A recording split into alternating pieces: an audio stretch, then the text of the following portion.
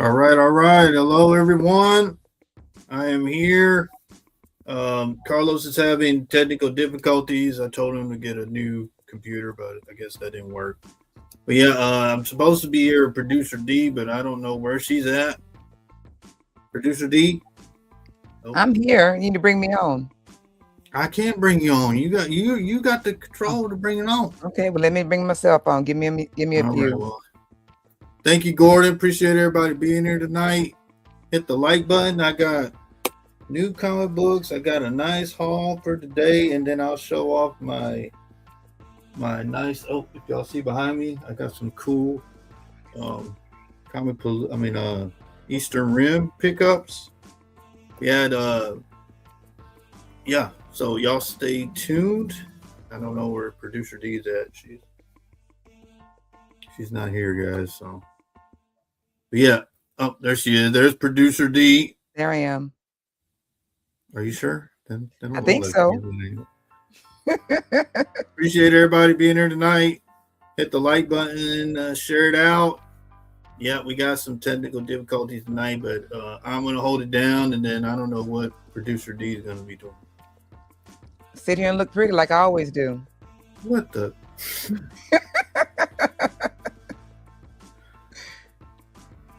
Finally takes. That was not my intention. All right, so I guess I can do my hauls that I picked up this week. I know y'all are ready for them, so if she wants to put me where I can show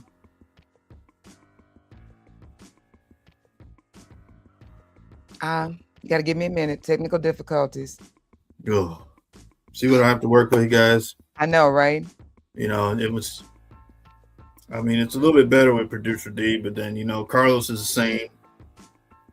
But yeah. Uh,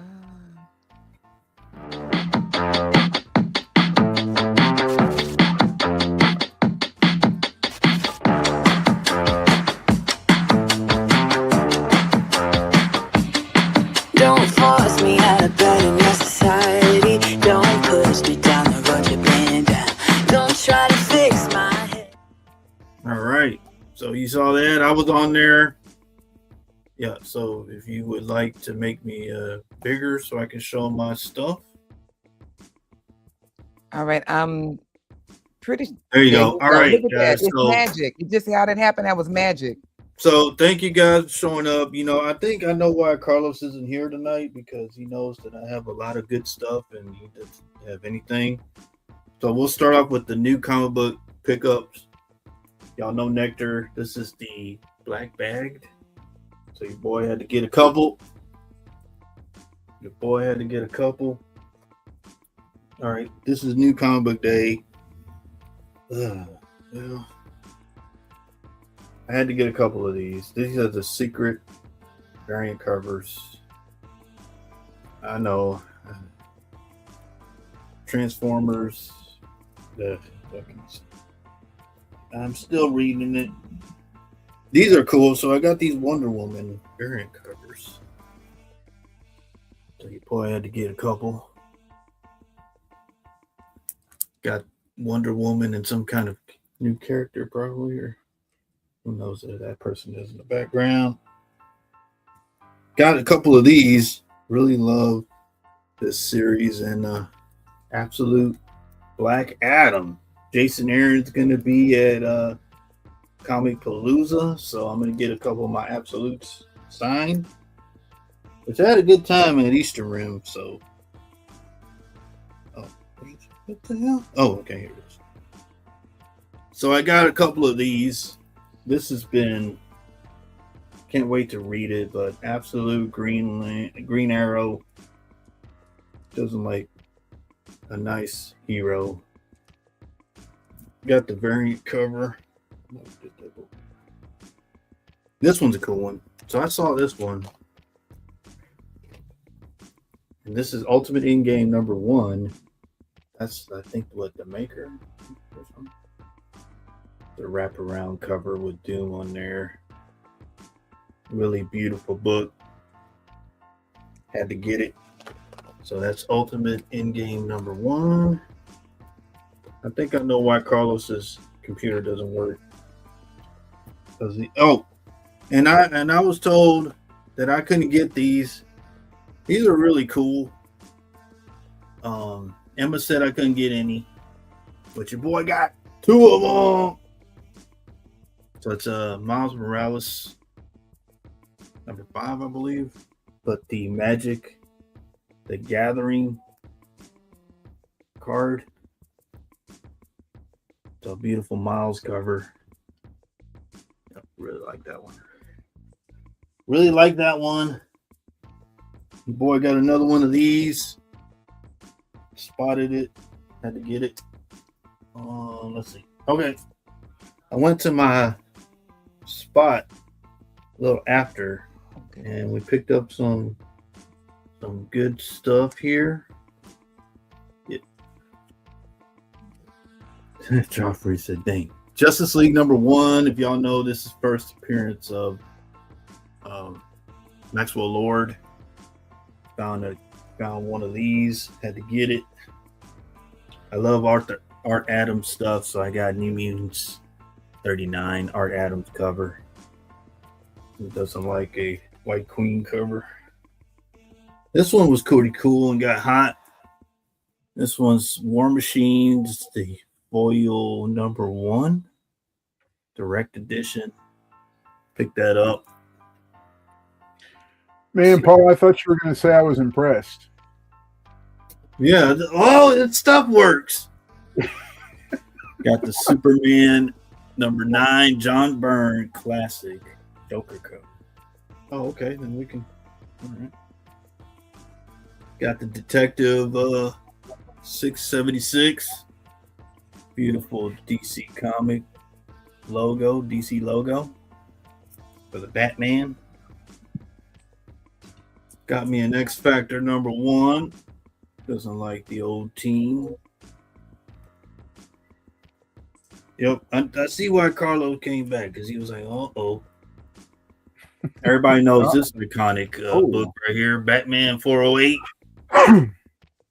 That's Jason Todd taking the wheels off the Batmobile. Got that. Got Darth Maul number 5. Beautiful Darth Maul battle cover. I did not know, but this is Cable Deadpool number 47, Scotty Young. Doctor Strange cover. Did not know he did that.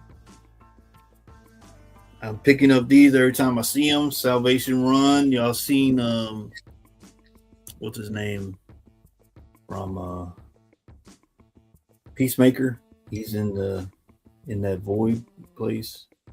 That's where that's from. Got the Avengers, the Children's Crusade. Really cool book right here. Had to get that. This one, so this completes my whole run of Blackest Night. I have the first print, second, and I have now the third. Different color backgrounds. This is the third printing of the Blackest Night, number 1. So I have all 3 now. I did not know they did a second printing of this, so I found that. Deadpool number 15, second print. Beautiful Deadpool cover. What else? Oh, here you go. One of my favorite covers, Batman and Robin number 8, Jim Lee. Look at that Joker, beautiful Jim Lee goodness. Was it Frank Miller, Jim Lee, Scott Williams? Let's see. Yeah, this one's a cool book right here. Birds of Prey 20. Adam Hughes, goodness. Adam Hughes did do this cover. You got 3 characters on there. And the last one that I've seen from, 2 more. This is a beautiful cover. I love Adam Hughes' Zatanna. This is before his run on the Zatanna. This is 2007. I think he did it in 2011. He took over the Satana covers. So beautiful pre-Satana. So you got Catwoman in the back. Satana cover. This is before he started doing the Satana covers. Oh, last one that'll be on the expensive paper showcase. Beauty and the Beast #1. Look at that. What? Yep, that's gonna be on there. Near mint copy too, guys. It's gonna be on expensive paper. Gosh. You get the mirror. Yeah, you got all the stuff. Oh, you got a couple more things. Yep, gonna be on expensive paper. Got two beautiful figures that I wanted to. Oh, wanted to show this. This is from what, 90 something.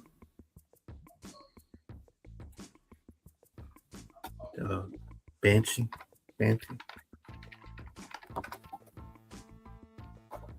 And I picked up this one. Been looking for this. I'm gonna get Ryan Otley, but this is from the cartoon. This is Adam Eve from the cartoon. So you get either Adam Eve or Robot. I think it's like 3 or 4. Skybound, the Amazon original.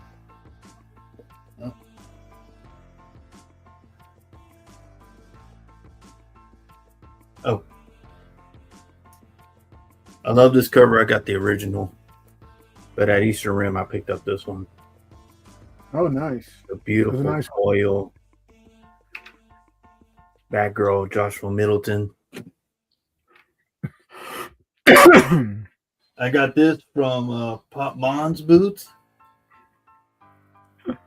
It's the Kickstarter. Oh, the nice. writer, signed by Pop Mon with the remark. Oh, man. The- I didn't know that Pop had that there. It is, but I would have picked one of those up too. Yeah, so he had this one. Well, he had this is the Good Girl one, and then he had one with her in the uniform, and then one more foil. This is the Kickstarter one, but it's signed by the writer and Pop Mon with the little remark. But yeah, thank you, good sir. Like that. Very nice. Very nice. Let's see. Oh, and I found a couple of these. I needed these. Who doesn't like Wheeljack, Power Girl?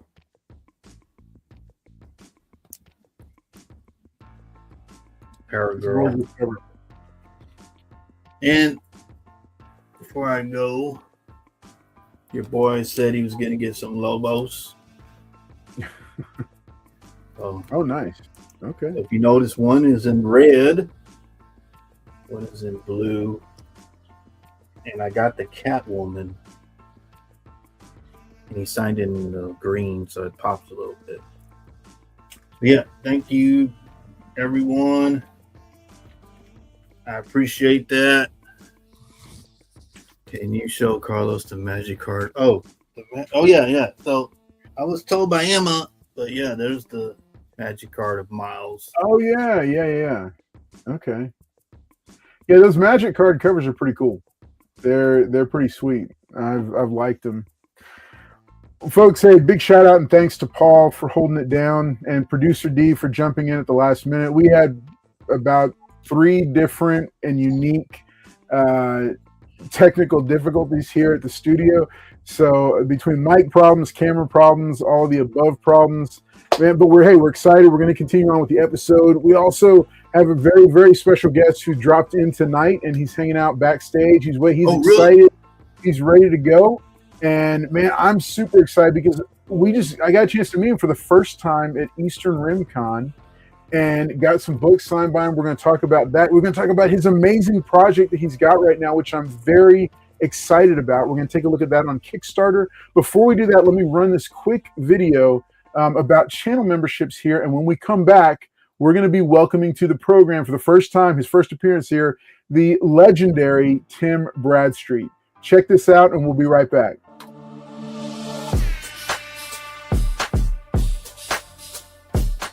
Hey, what's up, everybody? It's Carlos, and I want to tell you about a very important way that you can help support the channel by becoming a channel member here on the Cross Collects Comics channel.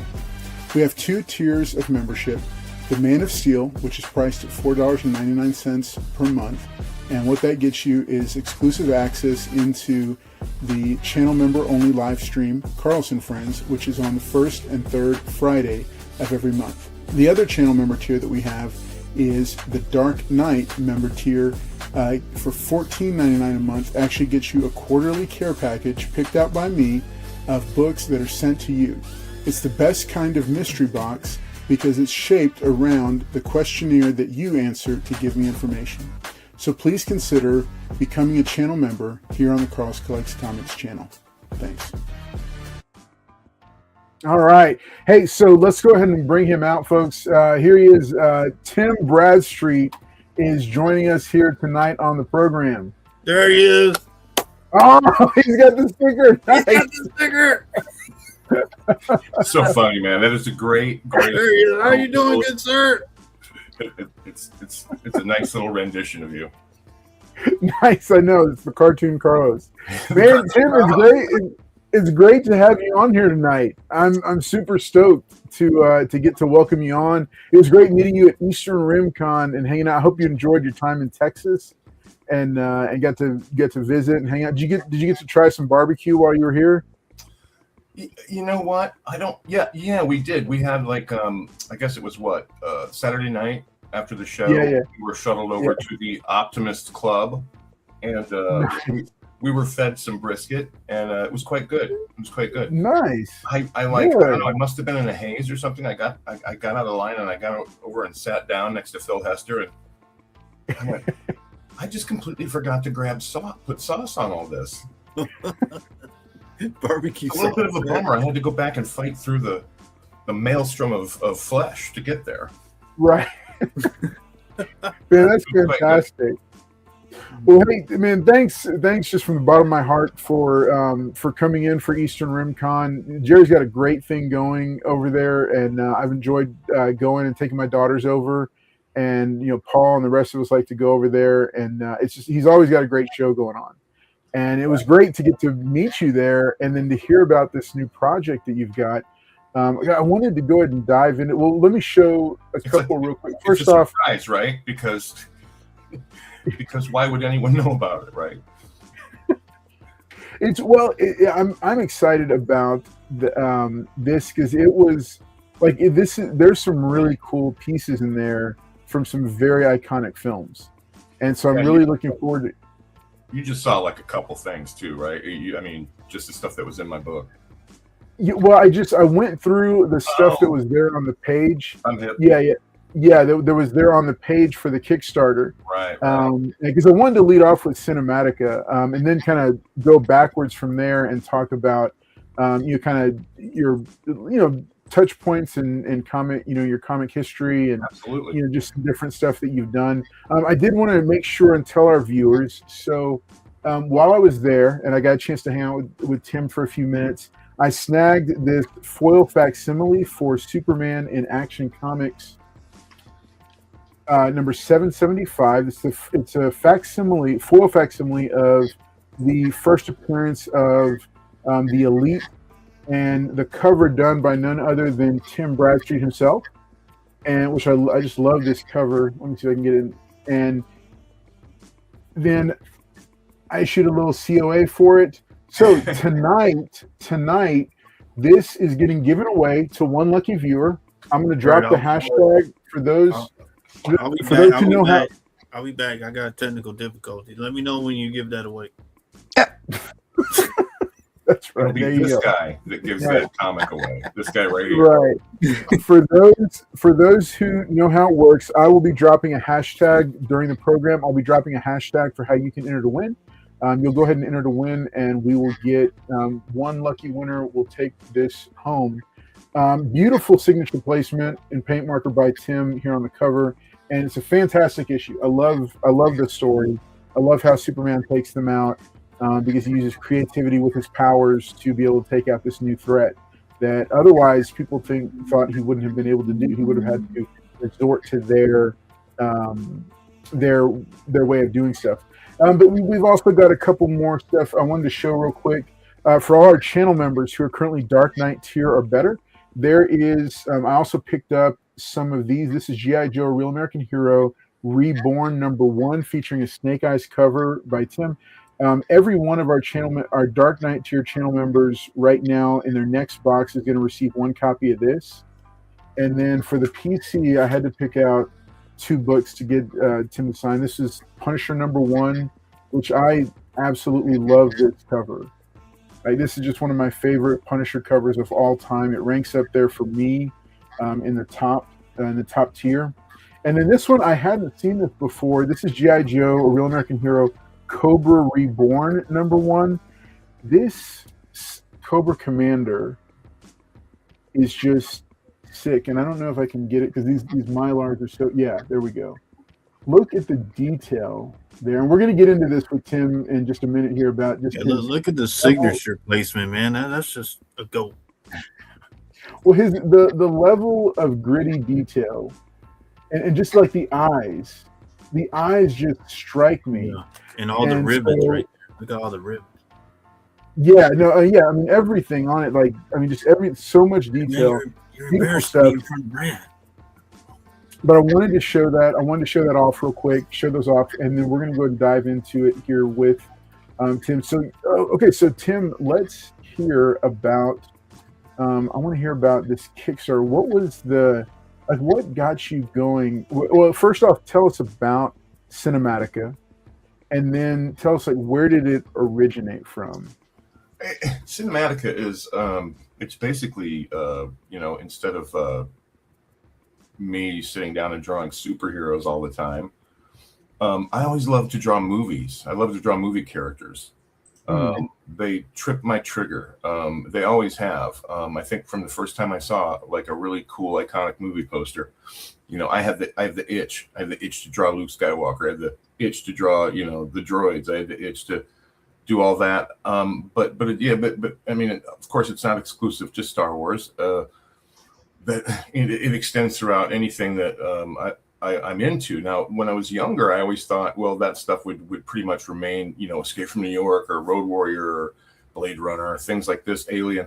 But as I started down the road of doing a bunch of movie-themed illustration, which was just the reason I really started it in earnest is because I'd gone through a really nasty depression. I didn't work for a year.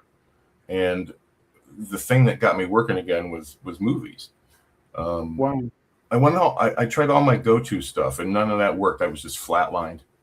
And so I think at one point I was watching Turner Classic Movies for about, 4 months straight, and I hadn't turned the channel. And the cool thing about that is that the stuff that I was watching, a lot of which that I'd seen, well, not a lot of which, but a good portion of which I'd seen, was stuff that was made before I was born. So there was no familiarity, nothing like that. And I think that's what I was kind of really wrestling with, was just that I was so familiar with everything that nothing kind of broke in and inspired me. You know what I mean? Yeah. And I needed something fresh. And I didn't know that. I didn't know what was going to, be the thing the catalyst that got it going. I woke up every morning thinking to myself, am I ever going to want to draw again? I mean, and that's a really hard thing to ask yourself when it's all you've ever done.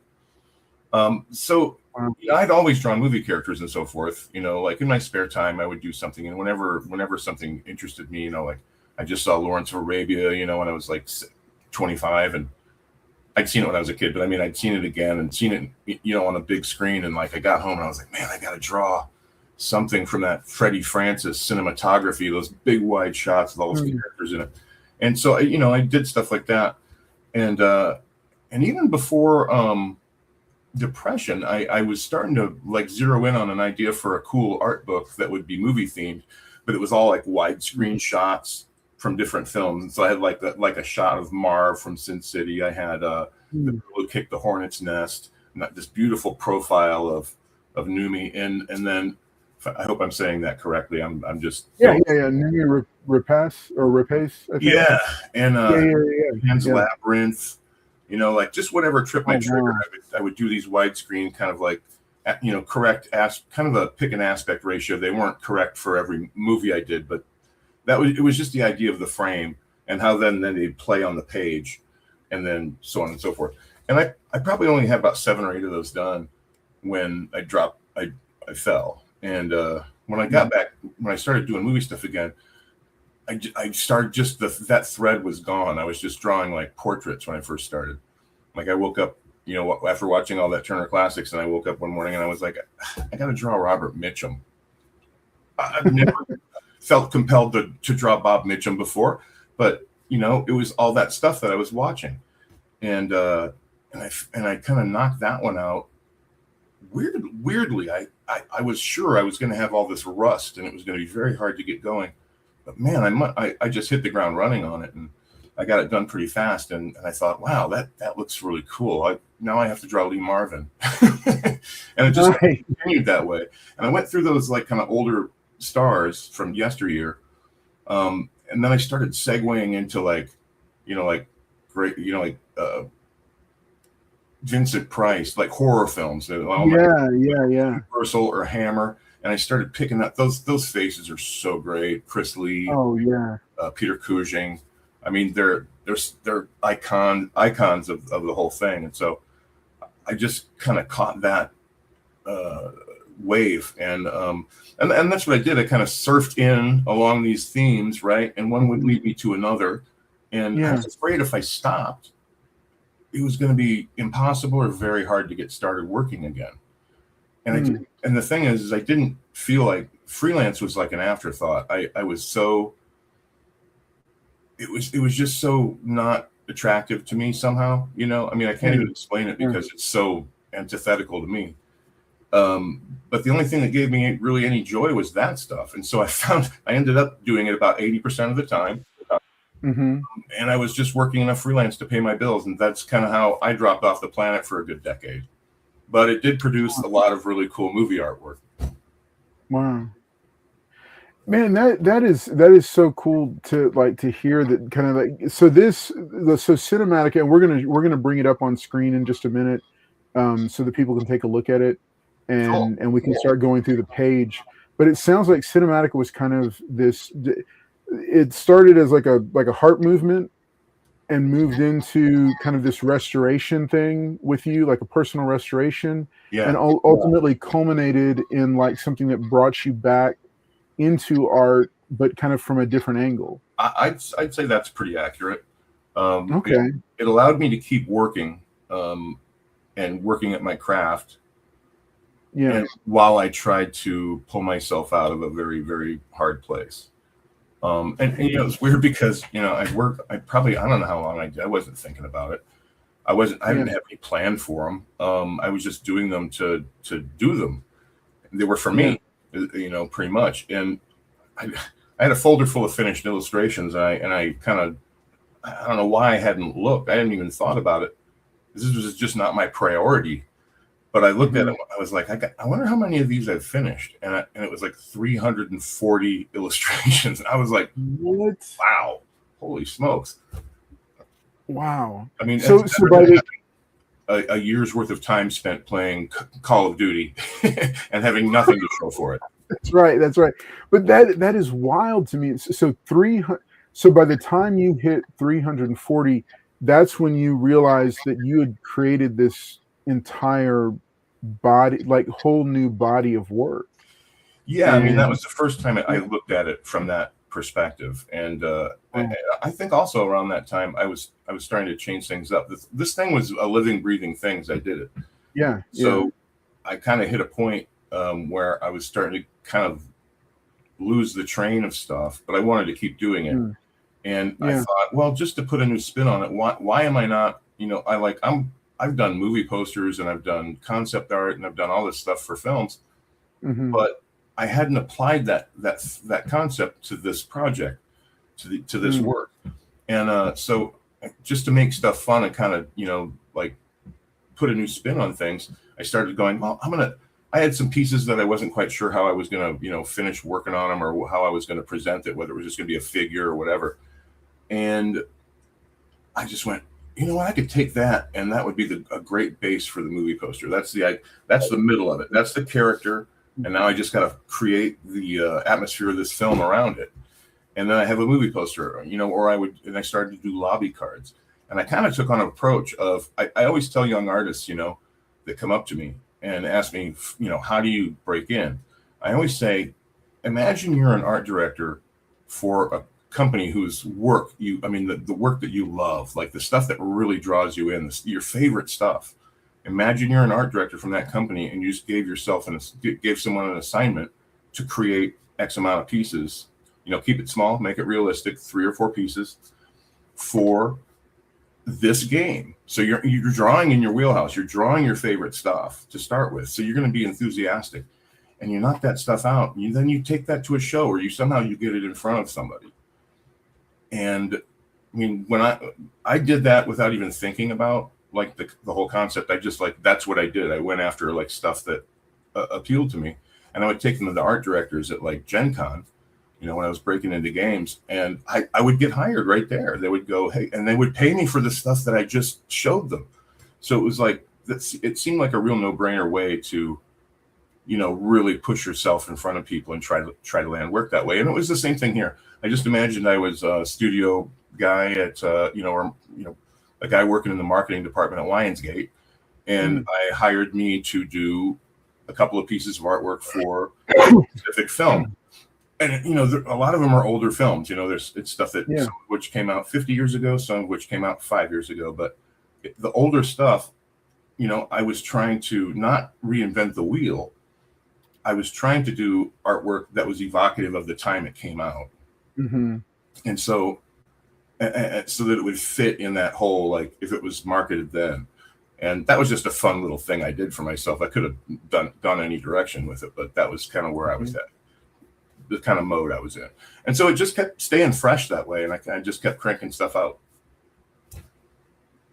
When was it when you said, like, hey, this is something I want to bind, like collect? Because I know the Kickstarter in here. Let me go ahead and share it now, and I'm going to go ahead and bring producer D and Paul back on. I'd set them out so that it would be Hi, producer D. There you go. So kind of walk me through, like, okay, so because it says featuring over 100 brand new pieces, but you said you created over 340. How did you start to kind of winnow it down? And then also the essays for 75 of the films. Tell us, like, how did it start to take shape into this book? Because it looks like a gorgeous book. I'm really happy with the way it turned out. It evolved, right? So at first I thought, well, I'm just going to put out an art book. But then it became quickly apparent that it had to be about the movies first, with my artwork in support. And it just kind of became a celebration of film. I mean, because I guess in a way I was like, I kind of owed something to that for kind of keeping me alive there, you know. I mean, it just kind of had to be. I'm a movie fanatic, right? I always have been. A student of the game, as you will, and it's as they say, as you will. It's one of my passions. Movies and stuff inspire me to do what I do for a living. So, I looked up at one point, and like I said, there were 340 pieces, but I didn't stop there, as I mentioned. And I have over 600 some odd pieces now. And wow. So Cinematica isn't just this book. It's a continuing series of books. It'll be nice. Volumes that'll be coming out. So this is just the first thing. Nice. And what me and my publishers did was we sat down and we went, okay, we have to kind of narrow this down and find a model to build here to that'll work with the rest of the books. And so what we did was we just picked. They picked 100 with the three of us picked 100 movies, just going through my artwork and going, okay, let's do Alien, let's do Josie Wales, let's do Pit and the Pendulum. And we picked 100 movies, and then I handed that to them, and then they narrowed it down to 75. And so each volume highlights 75 different films. And for some movies, there's 4 pages of stuff. For some, it's just a single page. But you got to find a way to spread it up. And also, you're laying out a book at some point, and you got to make that book work, because every page spread has to have a flow, has to be pleasing to look at. You can't just slap stuff down everywhere. So there's a rhyme and a reason to everything. And one of the things I did while I was laying out the book was, I had also, in addition to movie art, been working on this silhouette style of artwork that I've always included silhouette imagery into my artwork. And I'm very captured by the iteration, the black, just the strength of a silhouette. And there's a very good example right there. And it's 2 socks. And what I did was, I hadn't this thought in my head when I started, but as I was laying the book out and realizing, trying to fit things together like a puzzle, I think I was on Apocalypse Now, and I went, oh, you know what would look really good here would be like a silhouette of a PBR boat. I have one. So I dove into my stuff and I dropped it in, and I went, that looks great. It's perfect. It totally kind of builds this framework for it. And then I realized it was not the correct PBR boat, and I'm a stickler for detail and for accuracy. So I just built one that was accurate and stuck that in there. And so I just started I was like, oh, wait, there's this hole I had at the bottom of the Buckaroo Banzai that I guess I could fill it out with text, but I kind of said what I wanted to say, and it just leaves this gap at the bottom. I'm going to draw the rocket car, or I'm going to do a silhouette rocket car. At, cruising across the salt flats. That'll be a great little bottom anchor for this thing. Wow.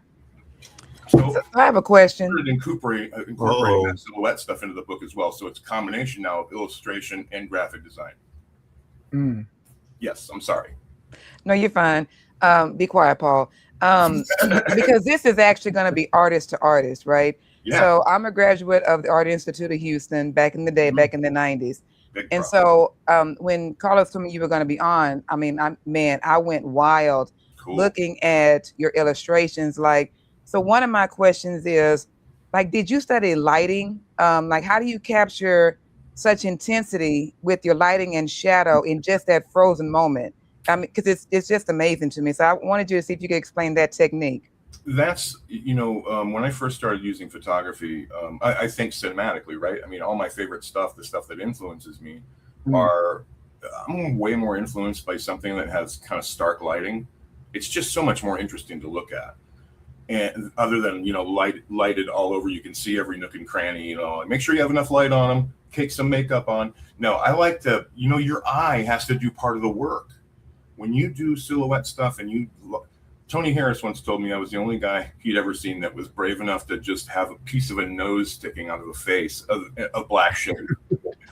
And I love it. That's ridiculous. That's not at all true. But I thought that was really funny and quite a compliment. But your eye has to do the work. If your eye is putting that image together, autonomically, you're not thinking about it, anything like that, but you're doing some work there. And when you're doing that work, it becomes personal to you. You can see people in that image that people come up to me all the time. Who modeled for that? It looks just like my friend Bob, And I'm like, oh, that's my friend Robert, actually, And that's the fun part of it too, is you get to use your friends for all the models and stuff. But as far as the lighting goes, man, it's just personal preference. That's what I'm into. And that's what really trips my trigger. And so that's what I try to bring to the artwork. I think there's a lot of great upside to it. Oh, no, I think it's great. So as I look at it, one of the things that caught my eye is my mother was a big Clint Eastwood fan. And when I saw The Good, the Bad, and the Ugly, I was like, wow, it was really great. So I guess my question is the thing is, you do a lot from what I just saw, with facial expression. How do you feel that facial expressions play a role in your storytelling process? Well, the look on your face is it's like the windows to the soul of your eyes. There are little tricks I use to kind of get the right reaction, right? like say, if, for example, you're in the thick of battle, you're in the heat of the moment, and someone's yelling. Now, you can't just like have someone standing in front of you and go, "Could you act like you're yelling?" They go, "Ah," and it just never looks real, right? Right. So I have this tried and true method, and I truthfully don't know where I picked this up. But if you over enunciate numbers or letters, right? You know, you're shaking your head, yeah. Yes. So it's like, 1, 2, and I just sit there and I photograph. And then when I look at my shots, I'm like, oh, that looks great. You know, you just walk into it. For a long time too, I would do photo shoot. When I would do my photo shoot, you know, you'd have 30 when it was all, you know, a roll of film. You'd have 30 some odd shots there, and you're going through them, and wow, there's one that really sticks out. And so I used to get a lot of coverage because you gotta have. I mean, a lot of times it's luck. You stumble into it. I had a guy one time, I would not stop laughing, and so I just acted like I wasn't going to shoot anymore, and we stood there and we began to have a conversation. And at one point, he was just standing there, kind of thinking about something, and I went, "Pop," and that was my shot. It was like, wow, there it was, just right there. So you sometimes you have to trick people. I use amateurs, I use professionals, and really, it's more about getting them enthusiastic and making them not feel silly standing in front of the camera posing. Yeah, that's hard. If you can make them feel comfortable, you can get anything you need. I think one more question, real quick. So, because I feel like a lot of us on here are a bit of some rule breakers. What is one rule as an artist you feel that you're breaking intentionally whenever you do your artwork? Yeah, you don't have to answer that, sir. Yes, you do. It's funny because I don't I broke the rule breaking wall down a long time ago for myself, so I don't even look at it in those terms anymore. So it's really hard for me to answer that question. Yeah, there are no guidelines as far as I'm concerned. I mean, I think there's a few guidelines, right, to stick to, but beyond that, where are the rule book? There's no rule book, right? Well, you know, when you go to art school, they kind of tell you, don't make these tangencies, or make sure you're centered up here, or make sure you're doing that. But I know as an artist too, like sometimes it's okay, like to break those rules. So I was wondering, like, if there's any rule you felt you ever really broke. What that doesn't account for is the anomaly. The person who sees things in a different way, view askew, if you will. Yes. Most people can just completely ignore all that shit. Sorry. It's there for the people who are taking the class for an easy credit. Well, I know that's not the case when you're at the Art Institute, but no, because I still pay for those credits. So yeah. Yes. But you know, there are people who are kind of more journeyman kind of approach, and then there's people that are like auteurs. And there's kind of and in between, you know, there's all types of people, all types of artists come out. So I think that for the most part, you know, rules are there to guide you, but there's certainly nothing that says you can't jump over the fence. I love it, man. So it's really cool to hear you. Excuse me. Sorry, I'm getting over this little bit of a. I wish these glasses. They couldn't be in a worse position to. Yeah, I'll do that. So we'll hold it down. So, like, it's really cool to hear you like talking about this kind of organic development of the project, like jumping back into it. I wanted to showcase it real quick. I'm going to bring it up again. I wanted to see if you could, like, because this is like, these are just a lot of really cool movies, just of the sample pieces that are here, like Dances with Wolves, The Good, the Bad, and the Ugly, and then jumping forward in time to John Wick, which I guess, I don't know, it feels recent, but it's not. Right. But then you jump back to The Seven Samurai, which is one of the classics of cinema. You know, so you said this was a collaborative process with your publishers on choosing it. You know, how, like, this first volume of these 75 films, how many of them were kind of, I guess, like, what I'm trying to ask is, like, in the visceral kind of story behind the story, like the story behind this book, of it kind of drawing you forward into this new kind of this new place in art. Like, what did the selection of the films have anything to do with that? Were there certain memories of creating this artwork for these specific films that were things that kind of pulled you out of? You had said by your own word, depression. Were there certain ones of these that pulled you out of it? Like, is there, like, I guess, some emotional connection in terms of what this project did to kind of pull you forward or pull you out of kind of where you were? There's always a connection. For the way it affected me coming out of it, it was about the doing of it. It wasn't necessarily about who or what. And I always kind of put approach it the same.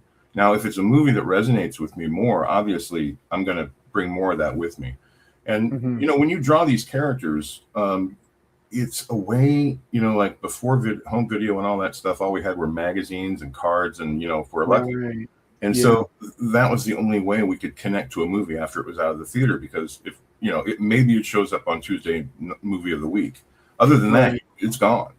You know, it just didn't exist. And so your memory, it's your memory or your, you know, your tactile stuff that, you know, was influenced by it. So for character, you know, for those kinds of things, those movies that are really important to me, seminal in my inspiration and stuff that I like to do, you know, I mean, everyone will say Blade Runner, everyone will say Alien, and there's a good reason for that, because they broke every, you know, they stand out. They stand out so high above the rest that they'll never diminish in that way. But when I'm drawing, you know, if it's a character like that, you know what, even if it's you know, a secondary character, if I'm drawing them, there's a reason I'm going to draw them, right? They got my attention. So that feeling is kind of going through me as I'm working it, and it, you know, I say it kind of guides my hand. Sounds kind of silly, right? But that's really what's happening, and especially if you're not thinking about what you're doing as you're doing it, you're just doing it. You're just kind of, you get in that zone, and everything's just, you know, your consciousness and all that kind of flows through you. And let's get metaphysical for a moment. It really does. It guides my hand, and you know, like I was telling somebody about drawing Frankenstein, and you know, Boris Karloff is an intensely cool human being to look at from a facial perspective. There's so much character there. Yes. And he does so many, like with Jack Pierce, his makeup guy, so many completely different characters with that base mug that it's extremely impressive. And I didn't really, I mean, I never really knew that much about Boris. Isn't that silly? Of course I know Boris Karloff. Everyone does. But I hadn't really dug into his work. It's all, you know, it's all from the 30s and the 40s. And, you know, people, when you're of a certain generation, you don't like to go backwards very often. I mean, hopefully people do. There's a whole body of work. People that say, I don't know what to watch. There's nothing on. Have you seen any movies from the 60s lately? No. Why would I do that? Because I've got all this stuff at my fingertips. I'm watching whatever the new movie that's streaming. You know, it's like it's all new in your face. But the old stuff, there's a treasure trove of stuff there, and you know, you go through this stuff, and like I said, there's this thing about familiarity. It's why you don't rewatch really great movies 1,000 times. Yeah, a few are capable of holding it and just being what they are. But sometimes there are those films that you don't want to overwatch, because when you watch them, you want that experience to be like the first time. You wait like 5 years in between watching them, and all that kind of plays in. I totally get what you're talking about, because I was just going to throw this in there. I felt that way after watching Saving Private Ryan for the first time. And I just watched that last week for the first time in a while. There's I don't know, there's almost like a sort of reverence.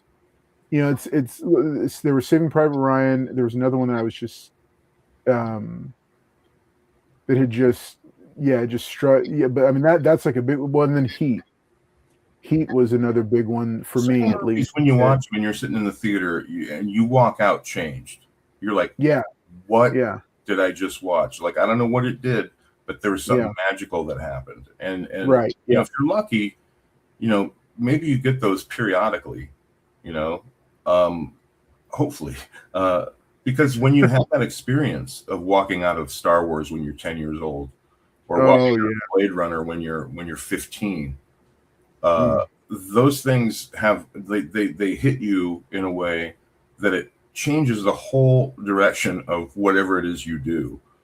And I mean, that's what I found anyway. I mean, and I think that everybody is very much could identify with that.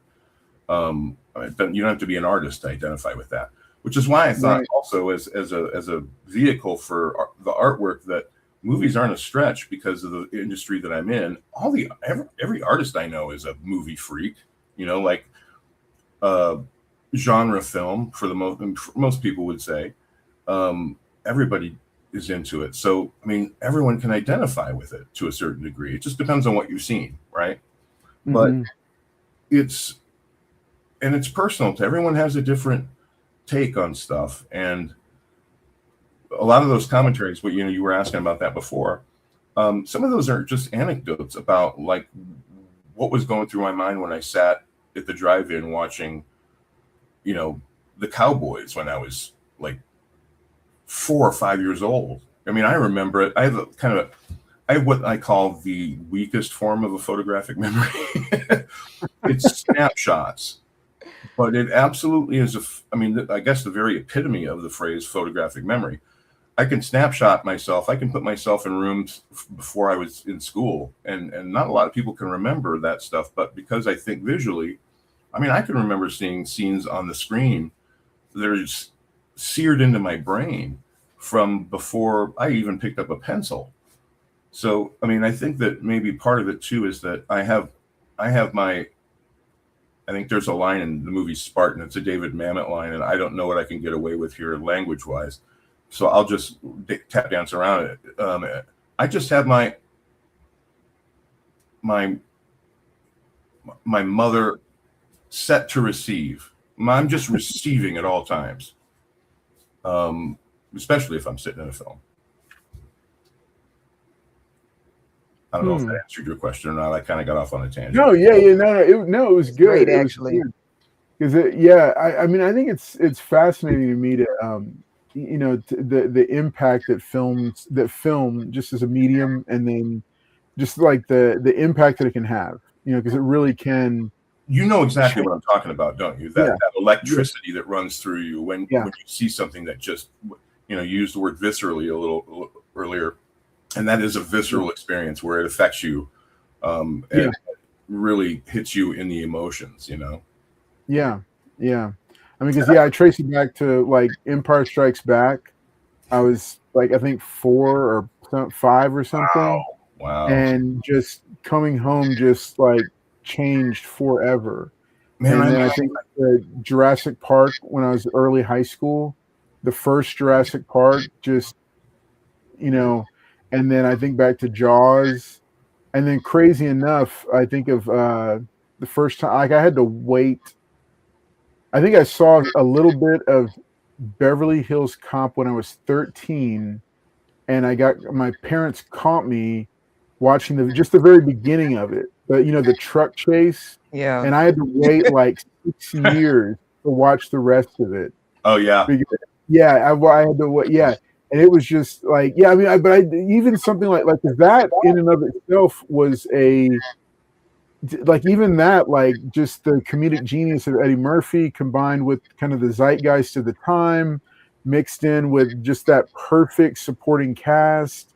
And a script that worked. I mean, even that was just like a really strong, like it stamps it on. Got it right on the head, man. It's I mean, the movie is not in the first book, Halloween, but it's come.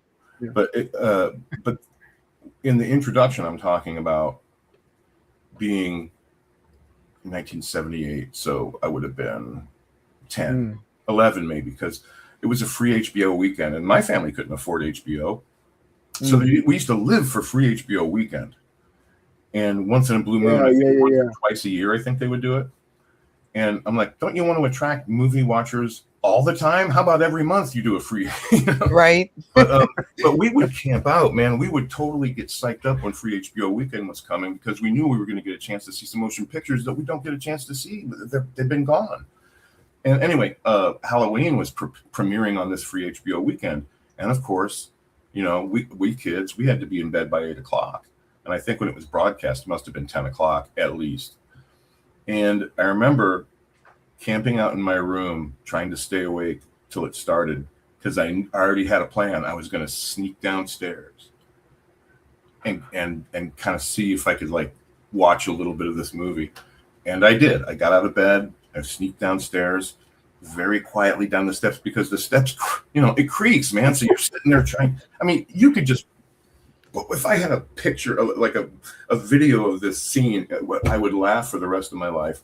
But so I creep down the stairs, and I kind of bravely come around from around. I watched around the corner for a few minutes, and then, you know, the back of the couch was to me, and the TV was on the far side of the room, so it was great. I kind of came down and I got a little closer. My parents are like here. I'm like trying to be really quiet, but there's intense shit going on the screen, so nobody. Right.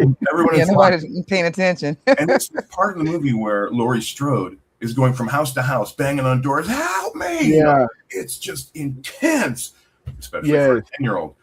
And I mean, I was just like transfixed, and the blood curdling way. I mean, Jamie Lee Curtis, she got a great scream. Always. But man, I mean, it just like flipped me out, man.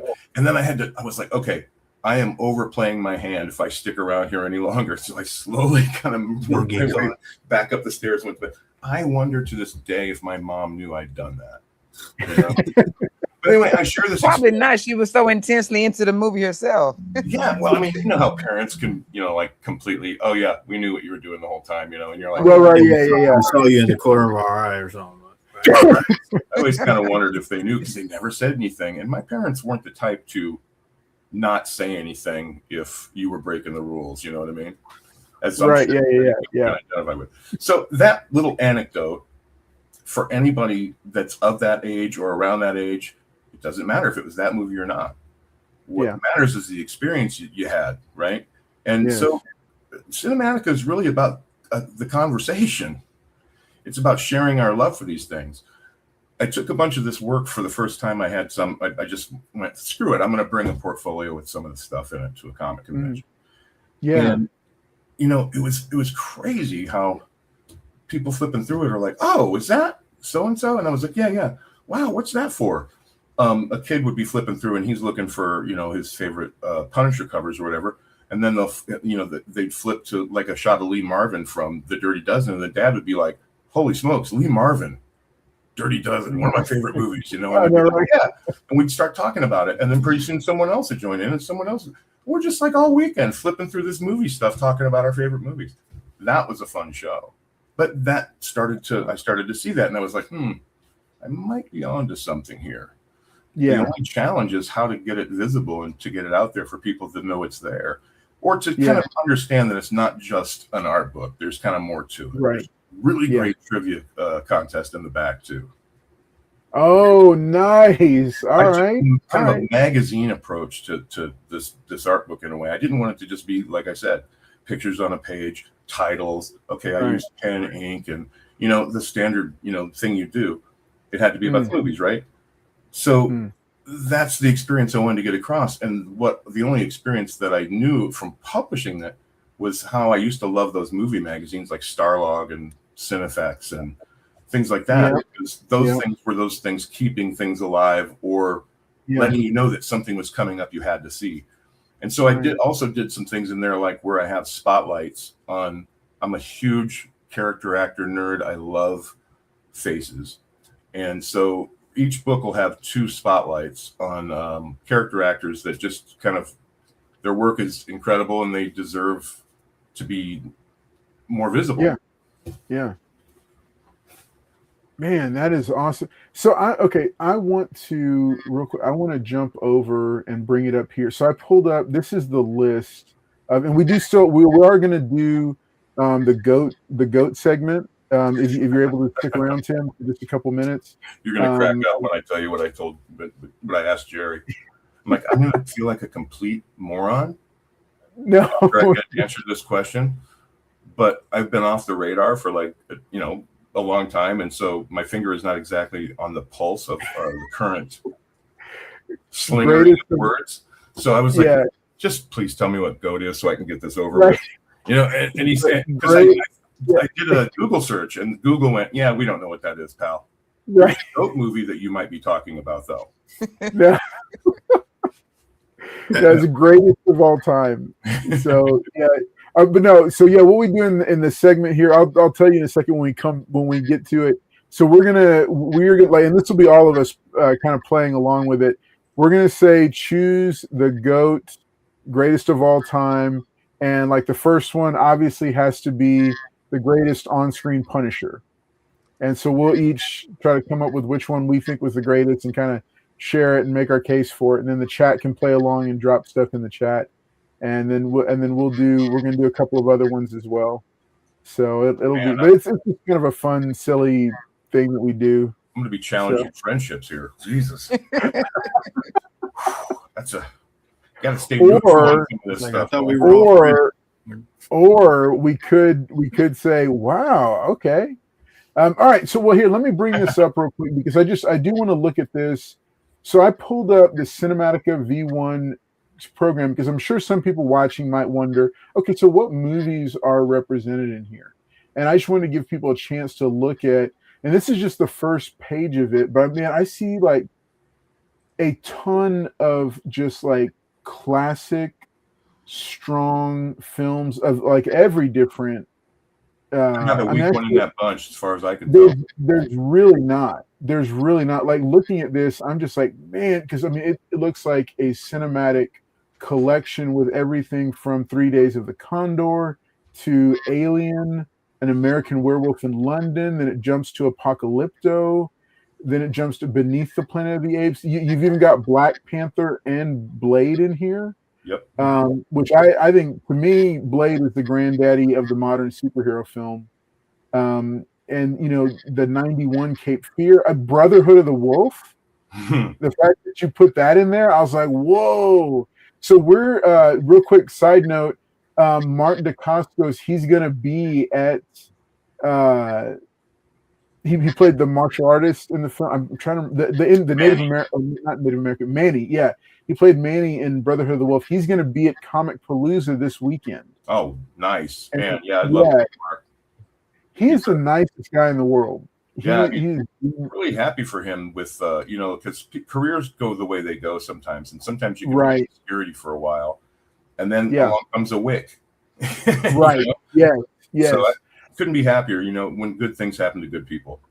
Yeah. No. Yeah. I mean, I got a chance to. So I met him on this little bitty Sci-Fi Channel film in Louisiana, like 15 years ago, and just the nicest guy in the world under some pretty unbearable shooting conditions. That's how he comes off. Yeah, it was no. He's exactly like that. It was just like typical like Sci-Fi Channel from like the early aughts.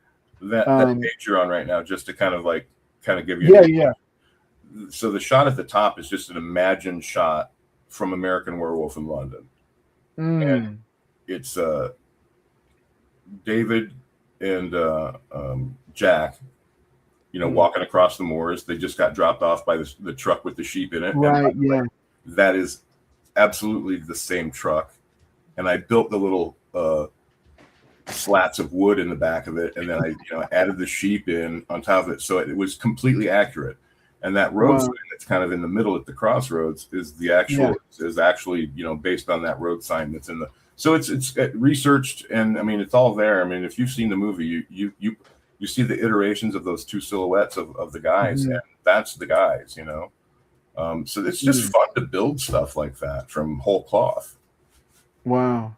I mean, it is so cool that it's got that and just it's doing that thing that you were talking about earlier of the silhouette shot and kind of creating that. Tell a story with it at the same time, right?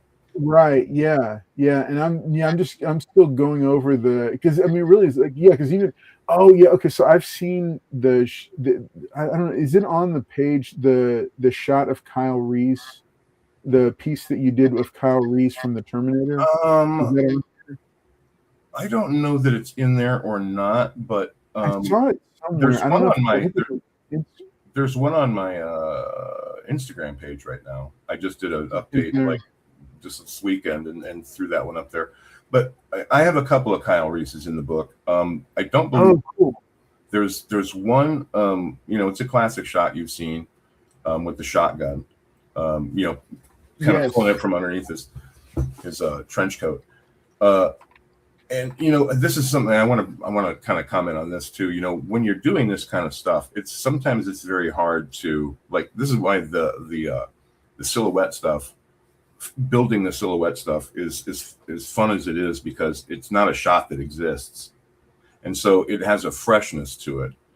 And with the material that I picked to work from, I was always, and this is before I even like thought of doing this as a book. The material I chose to work from, I wanted to find stuff and use stuff that people hadn't seen a million times, and would catch some people by surprise once in a while. Now, there's no way to avoid it, because there's only X amount of pieces in circulation for an older film, and you kind of have to pick and choose. And I'm going to try to pick the best shot I can, or the one that really kind of hits my eye, hits me in the look the right way, as they say. Yeah. But that Charles Bronson shot from Once Upon a Time in the West is maybe my favorite piece in the whole book. Wait, let me see. Hang on. Where is it? Oh wow! Okay, here. Oh, there he is. Next to Snake there. I mean, it's one of those. It's an example of one of those things that I envisioned when I started how this thing was going to turn out, and it turned out better. And sometimes you finish a piece and you go, did I do that? Right. I mean, that's amazing. Yeah. And it's a great thing, because I think the reason why I love it so much is because it is something that incorporates some dramatic lighting. It has a lot to do with it, because that gets right into my wheelhouse of the kind of stuff that I love visually as a person, not just what I try to do in my art. Man, yeah, it's not heavy shadow, but there's enough of it there to make it really interesting. I don't mean the illustration necessarily, but the photo that I was working from. Yeah. So what's your medium? My job is to stylize it. What medium do you use? Like, is it pencil? Like, what do you, charcoal? I kind of went all over the map, but that specific piece is penciled only. It's just a line drawing that I inked digitally, and then did a half tone and toned it digitally, which is disappointing to me, because I've got this like really nice pencil, but I don't have anything that looks like that. So at some stage, I'm going to go ahead and scan it in, basically print it out on a piece of Bristol, and I'm going to ink it, and I'm going to get a little closer to the final. Yeah, that's going to be amazing inked. I love it. Some of them are beautiful, just pen and inks. You see there right there. There's an unfinished kind of another Bronson shot. This is an example of, I had the intentions of doing this as a full illustration, and I finished for the night about right where you're looking at it. And when I got up the next day, I didn't want to draw, like the background character there is Jan Michael Vincent sitting in the car, but the shot itself is a little out of focus. And so I kind of, sometimes you're just not confident about how something's going to turn out. And so I kind of didn't attack it that night. I wanted to wait till I was like really in a good groove. And when I came back to it the next day, I switched gears, and I decided, because I've got a stack of different things that are going on all at the same time, I just picked a different shot to work on to ink that night. And when I went back to it and I looked at that, I just kind of loved the way it looked unfinished, if that makes sense. No, it's amazing. Yeah. Because you don't get to see that stuff. It's these process. This process stuff's really popular right now, but I think there's a reason it's popular, is because you can kind of look behind the curtain and see a piece in progress that doesn't go all the way to finish. Now, I could have just scanned that and gone on and finished it, but it's still in that exact state. Let's see if I have it in my book here so I can hold it up. And now I feel like I'm on Coffee Talk. Talk amongst yourselves. I know, right? I hope you're taking all this valuable information down, Producer D. Oh, I am. I'm learning. I consider every moment a learning moment. Ooh, So that was a nice What one. I love yes. about podcasts is having, like Yeah. a guest come on a show that is just completely absorbing my attention, and I'm learning things, based on just someone talking about what they do. Yeah, I was more of a painter when I was in Art Institute. Of course, I graduated with graphic design, but seeing art You like never this just know. really gets me. I know it just gets me so inspired to like say, hey man, go back and pick something up Hell yeah. because it's so important. Like even in the world of AI that's going on right now, Ugh. it's like this kind of artwork is still important to show and to showcase, just to show that hey, there's craft, there's talent there that can never be taken away. Yeah, I mean, I think we're really in a defensive posture right now because the threat is real. And publishers and movie studios are by no means immune. If you think they're going to stick up for the purity of this industry, you're absolutely wrong, because the bottom line in both of those cases is the board of directors and how much profit they can squeeze. How much money? All they Oh, have to do is definitely. open that door a crack and do one. And, I don't believe in the slippery slope that people have it perceived with gun control. I think that's just completely moronic. But that's a slippery slope. You open that's the real world slippery slope. It's more like a ski slope, Right. going down at 150 miles an hour. I don't want to be an alarmist. We were all worried when Photoshop came out. Oh, right. Hello. But we realized we finally wrapped our heads around the fact that it was a tool. Right. And my buddy down the block who plays basketball and does this or that, but has never picked up a pencil to draw a picture. I knew he wasn't going to pick up Photoshop and automatically become this, like phenom. You have to put work into it. You do. And with that power of that technology, with a few prompts, you can and some a few pieces of artwork to refer to. Like I want it to look like Frank Frazetta. So you kind of start with a Frank Frazetta painting, or you start with several, and it uses that as whatever it's going to composite into an image, and then you prompt it from there. I've kind of never done it, so maybe I'm wrong a little bit about some of this process, but it seems like that's the kind of way it goes. And the guy down the street from me that has never picked up a pencil all of a sudden creates this piece of art. Now, has he created it? Not really. He hasn't really done anything for it. He didn't, work on it for 4 hours. He didn't. I don't know what kind of a feeling of accomplishment you can get from it, but it's less about that and more about how people perceive it when they see it. They'll see something really cute. I have artist friends that go, "Hey, check this out," and I'll go, "Yeah, that's AI," and they'll go, "Is it?" And I'll go, "See, it fools you." Yep. And that's the absolute danger of it right there, is that we're kind of promoting it without knowing it. And I'm trying to figure out if this society right now, the society we live in, that is questionable to begin with, has any right with a tool that powerful. Right. Yeah. I'm sorry, I don't want to scare anybody. Oh, no, I can totally agree, those are because questions you have to ask yourself. yeah, I mean, I've dabbled in it to get a few things blended, and don't want to spend 6 As a hours on tool, I Photoshop doing it. completely understand it, but there's no But like you regulation said, it's whatsoever. a tool, and it's a tool to be used. And if you use it so much, you can recognize, like, wait a minute, that's totally AI. But something like this, what you're doing, it's just so important to show the craft and the skill and the time it takes and the talent. Because your artwork is just truly amazing. It really is. Like I've always been that light shadow kind of girl. Yeah, So yeah. like I'm a fangirl right now, just looking at everything that Cool. you've done. That's sweet. Sorry, it may not be sweet No, but at all. I'm for real. I really am. So I'm very honored to even like talk to you and meet you, because this is truly an amazing conversation. And it's, wonderful to speak artist to artist about the different things that you've accomplished, not only of your career, but with the new project you have now. Like this is truly an amazing buy that can be invested in. This is like beyond one of those, coffee table books. This is something that, creates conversation. It brings in nostalgia. It's something that can like bring people together. So that's what makes it truly inspiring to me. It's not about me. you know, my name has to be above that because that's the draw to pull people in. You know, it's like me going to a convention. You know, you have to use my name to let people know I'm there. But it's called Cinematica. It's about the cinema, and so yeah, I kind of, I don't know. Maybe it's a good thing to take yourself out of that loop. You know, I mean, I think it is. Okay, Carlos, I think I took the show over. I'm sorry. No, you're good. You're good. You're good. Okay, so I wanted to. I'm showing. This is the cover. This is the cover of the book right here, and I just wanted to show that off from Tim's Instagram page, and then let's see. Okay, so Tim, did you pull a piece that you wanted to show, real quick, like in person? You know what? I looked through the one I had, and I don't know where my other one is, but it's not in this one. So you know. Sorry, kind of blew that one, guys. Wait, we'll fix that in post. We'll fix it in post. You're good.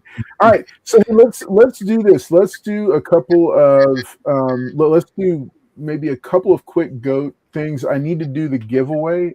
So actually, let me go ahead and bring that. I'll give you all just a second.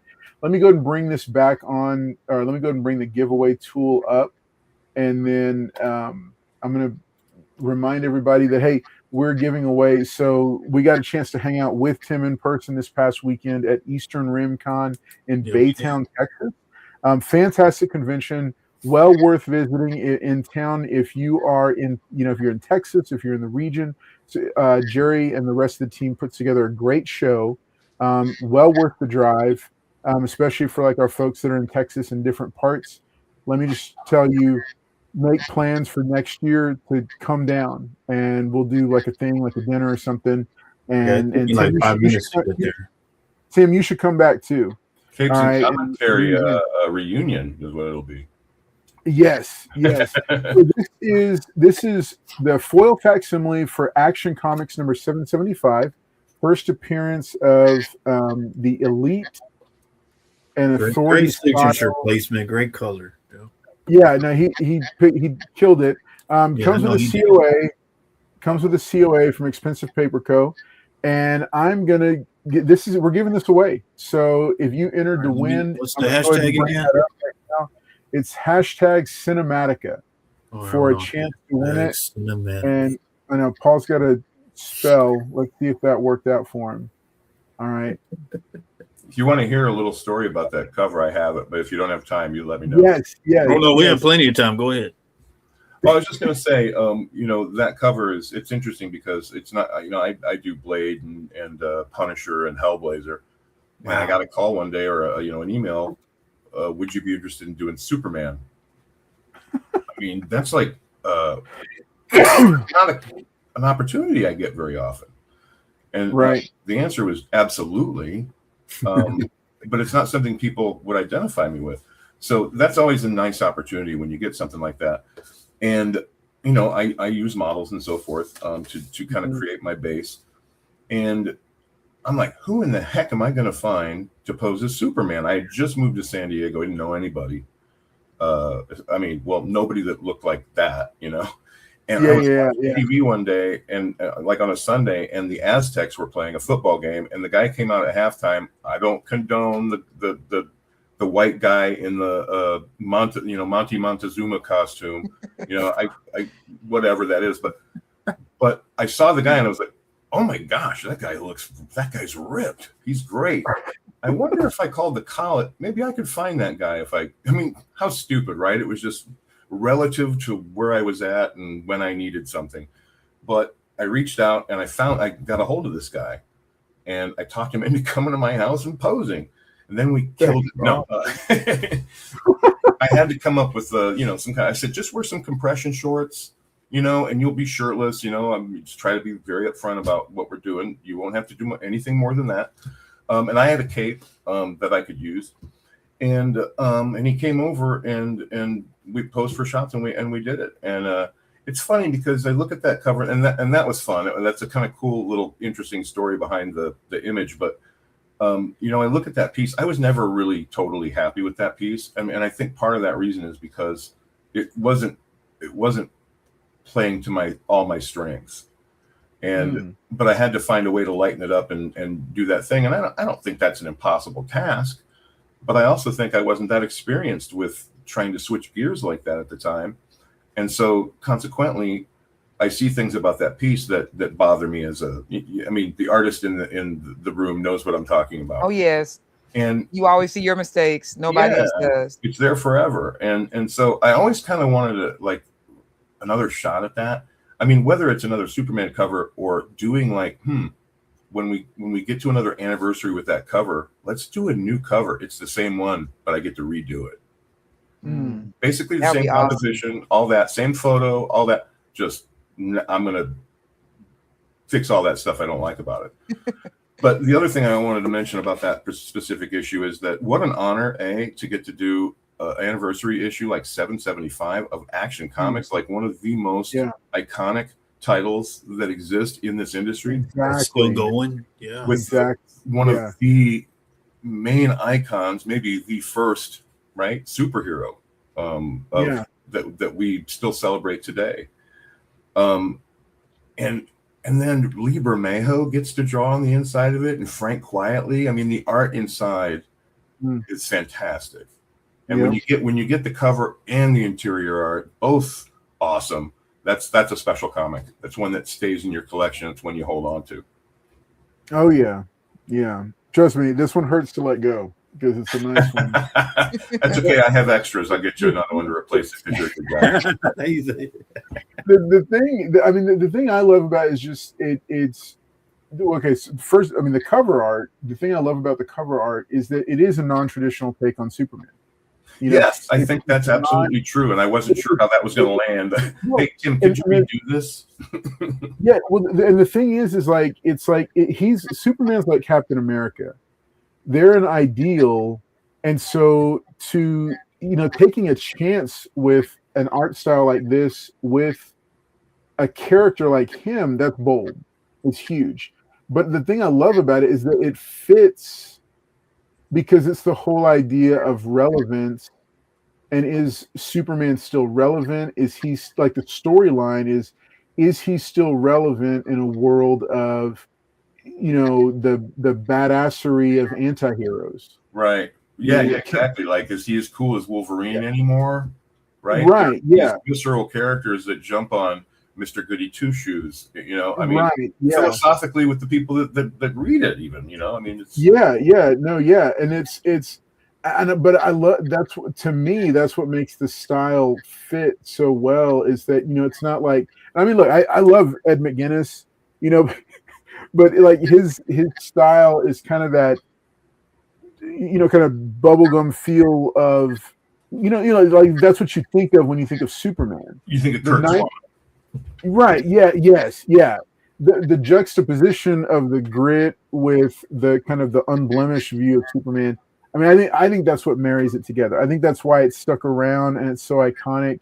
And characters and artists are all about casting. Get the right person with the right look on this, and then sometimes you throw a Bruce Timm into the equation. You just throw someone out of left field on something, and then let him, her define that in the style that they're famous for. And sometimes it doesn't work, but it works a lot. Right. Yeah. So folks, we are going to we're going to go ahead and give we're going to I don't think you liked my Ed McGuinness comment. All right. Maybe not it was the first. I have a copy of the Loeb and McGuinness Superman and Batman Public Enemies graphic novel right here.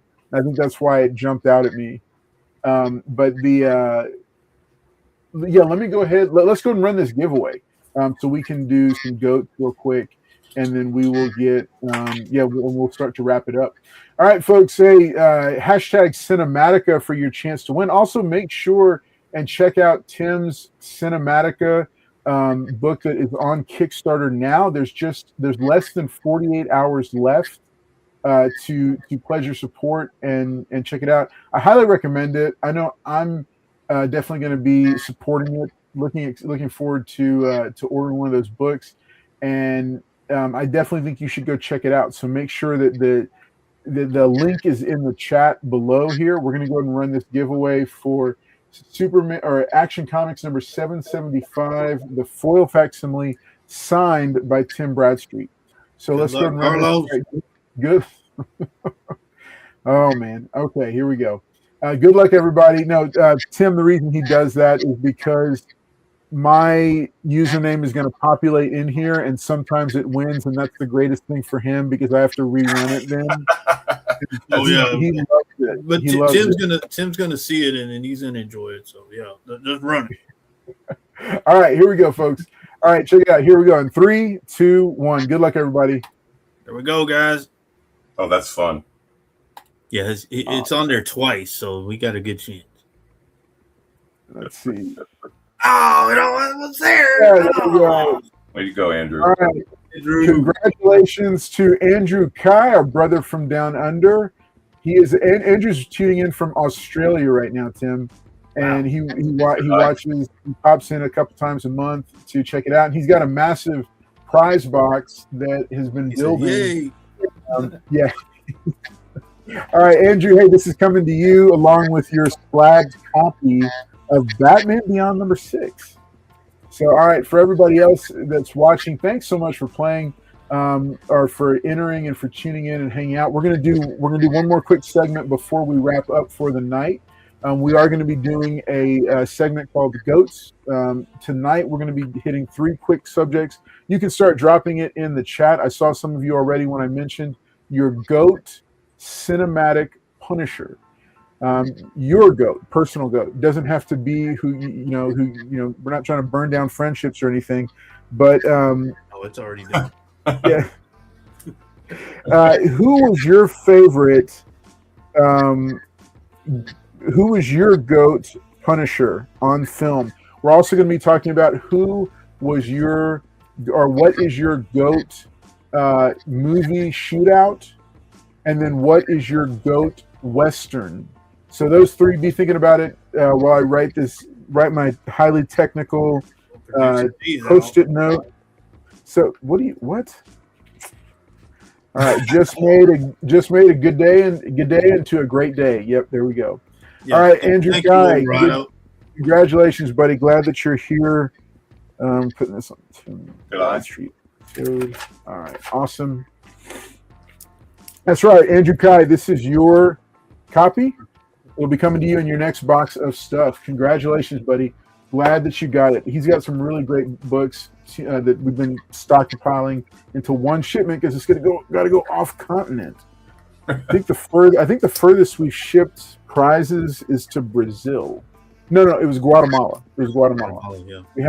We shipped the box to Guatemala, Tim.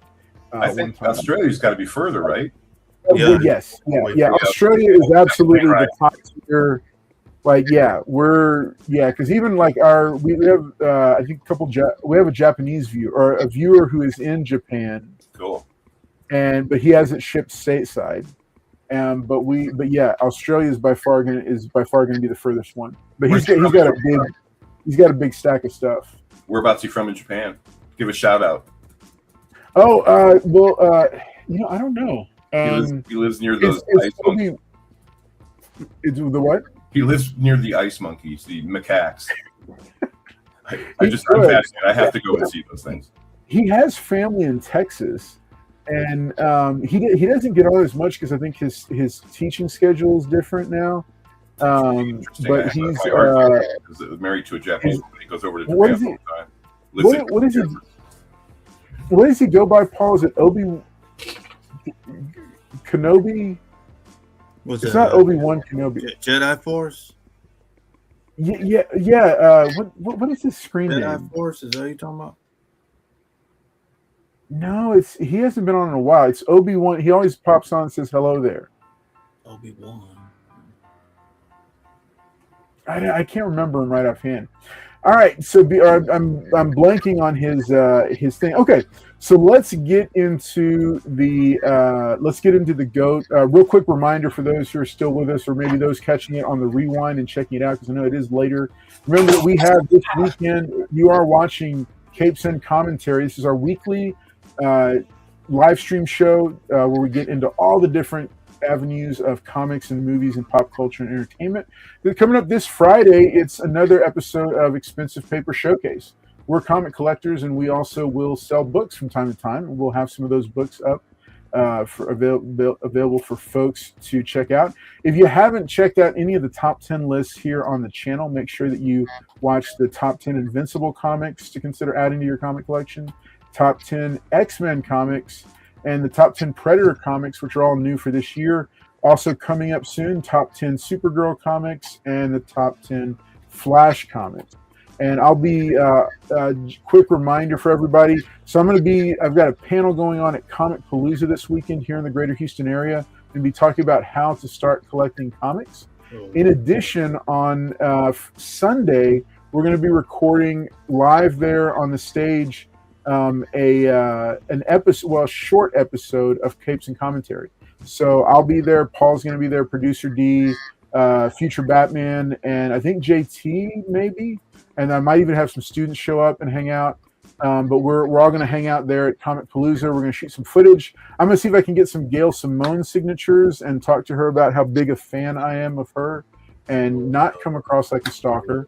And then it's going to be a lot of fun. So if you're in the green, you've been waiting for this. I had a question for Tim before we start.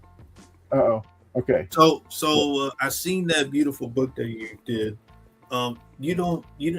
Marvel's never reached out for you to do like. Yeah, I'm not sure if that's incredibly short-sighted or they just think I'm dead. Oh, well, come on. I mean, when you have somebody who like kind of made an impact on a title for X amount of time. Yeah, you did. Yeah, I love you. Isn't it kind of a no-brainer to like revisit that after a chunk of time because there's a fan base for it?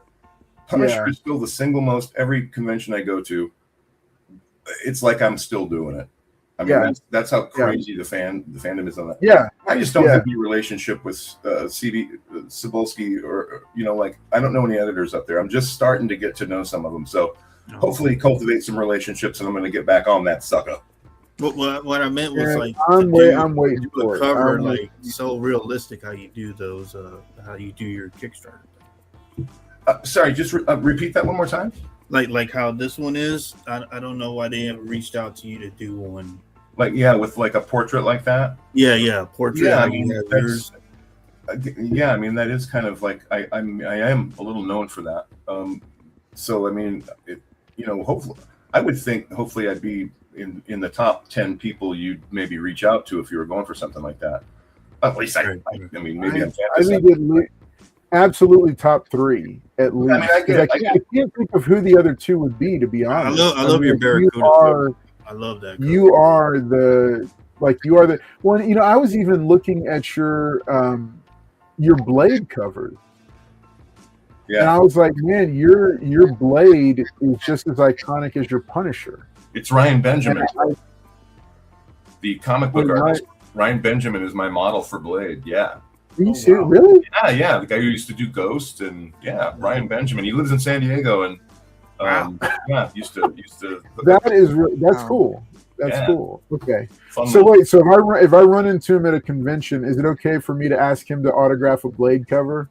It would make him his day if he could do that. Okay. All right. If I run into him, I'm going to tell him. I'm going to say, look, hey, we had Tim on the show, and Tim said I could ask you for this autograph on the book, and he's probably going to play it so he can be like, see. I just saw somebody just sent me something this weekend out of the blue. I haven't talked to Ryan in a long time, but just out of the blue, someone sent me this thing, and it's Ryan like with like side by side with this him as a model on as Barracuda, because he's also my Barracuda model on Punisher Max.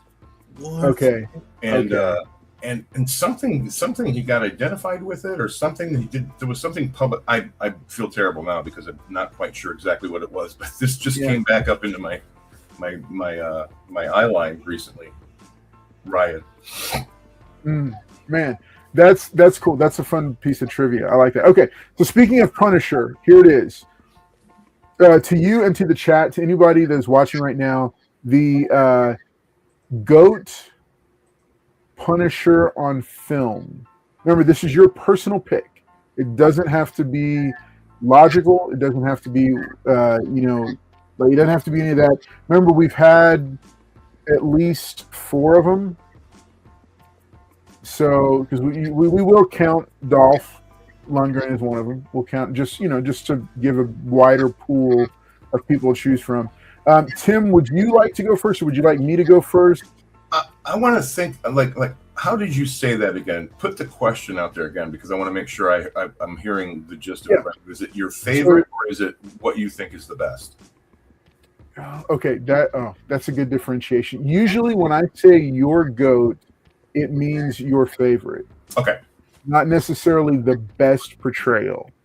Because like mine, I would not say he was the best, but he's my favorite, I think, because of when well, okay, I don't want to give too much. I guess he's saying the one you enjoy watching the most. I guess. Is that what you're trying to say? Like, yeah, I mean, you can say that. That's a different thing than your favorite. Yeah, because personal thing goes. I mean, favorite is all about personal, but if you're rating it as the best, I think that's just a different measuring stick, because you might have there's a thing called favoritism, right? So you might not give a fair. Yes. For me, I'll start then. All right. My favorite is Thomas Jane, because I'm connected to that movie, and he took that role. He passed on it like multiple times until they showed him my covers, and he said that's why I took it. I wouldn't have. I couldn't wrap my head around being that guy in in the white boots and stuff like that until I saw your covers. I didn't see how that would work. And once so this has nothing to do with my ability as an artist. It just has to do with my take on the character.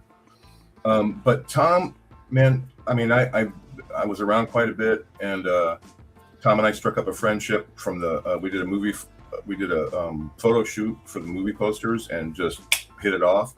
Became publishing partners. He's one of my best friends. But when he was working on that movie, you want to see dedication in an actor, a guy who would go and do anything that was asked of him to get to bring this character to the screen. Tom just really, he didn't mail a darn thing in, man. He stabbed Kevin Nash, but that goes with Kevin threw him through a brick wall. And that wasn't just some stunty brick wall that was made out of styrofoam. He went through some hard stuff. And he said, do we have to do another take? He was nails working on that movie. Bernthal is Frank Castle. Yeah. Bernthal, he embodies every, if you watch a movie like Fury, you see that animal, that base animal machine character in him. I mean, he's just got that in spades. And when I first met him, I met him briefly on Walking Dead when he was on the first season on the pilot episode.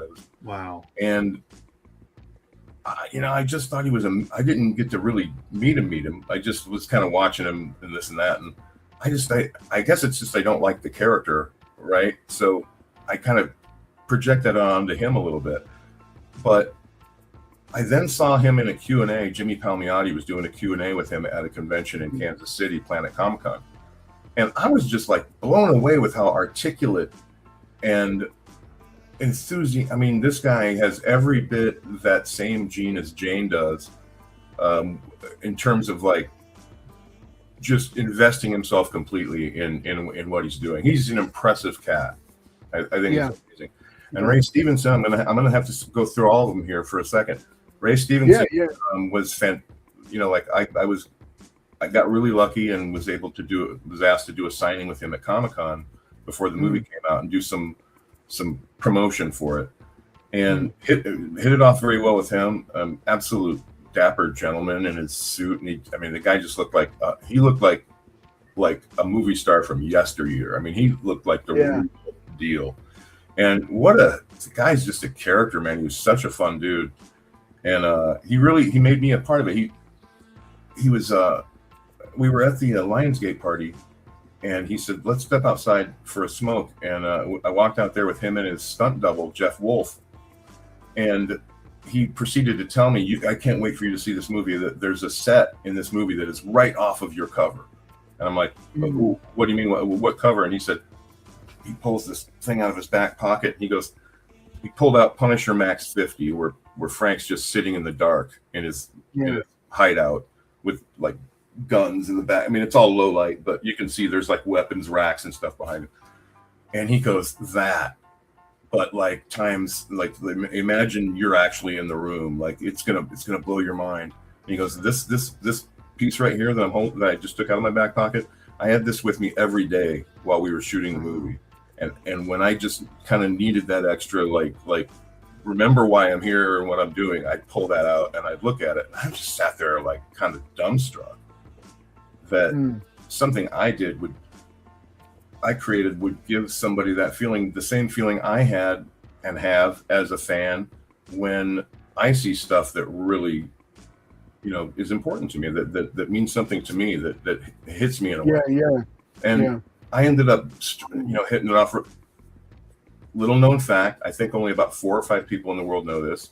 I was at Tom Jane's. We were working on some publishing business when I went up to do the Warzone cast and crew premiere at the at Grauman's, and I had my car. My car was at his house, but we'd driven somewhere else, and it's getting close to the time I have to be there. And I said, "Dude, is there? Can I get back to my car now?" And he goes, "Why don't I just drop you off?" So I climbed in Tom Jane's Maserati Quadriporte, and he dropped me off at the Punisher Warzone premiere. Oh, wow.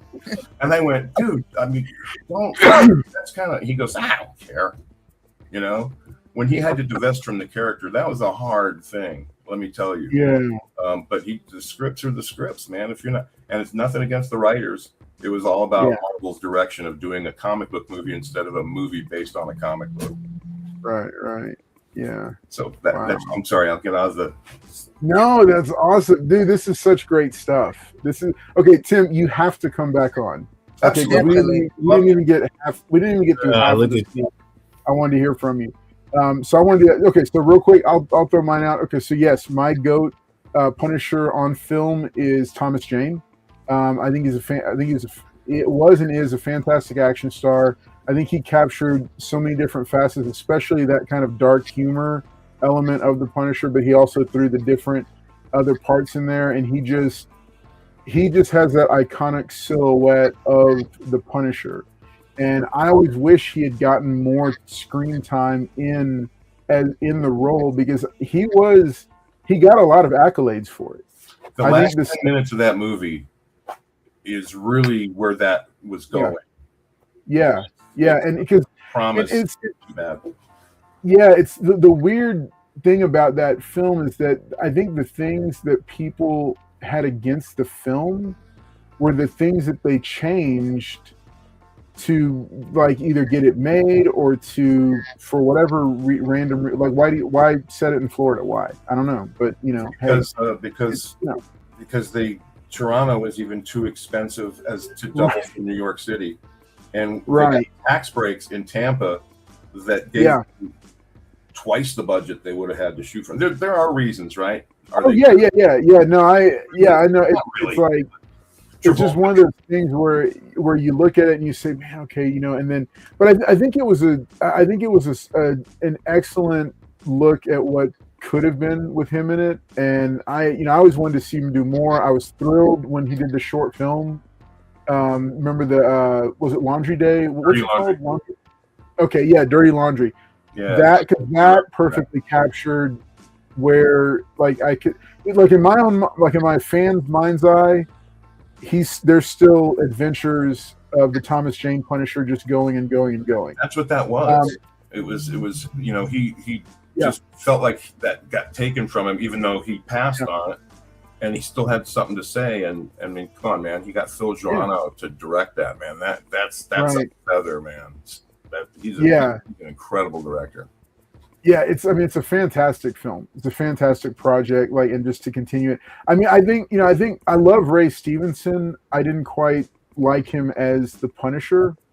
He looked like my guy though, right? I mean, like with the he did. I mean, like he looked like he came off of the page.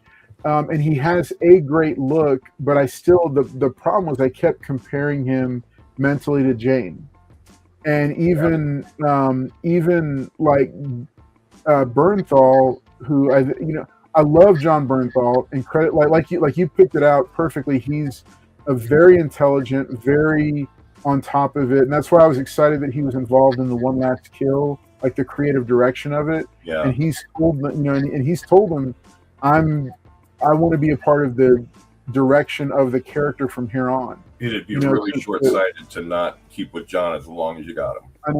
I know, and especially if he's willing to be a creative stakeholder in it, and then with the success of One Last Kill.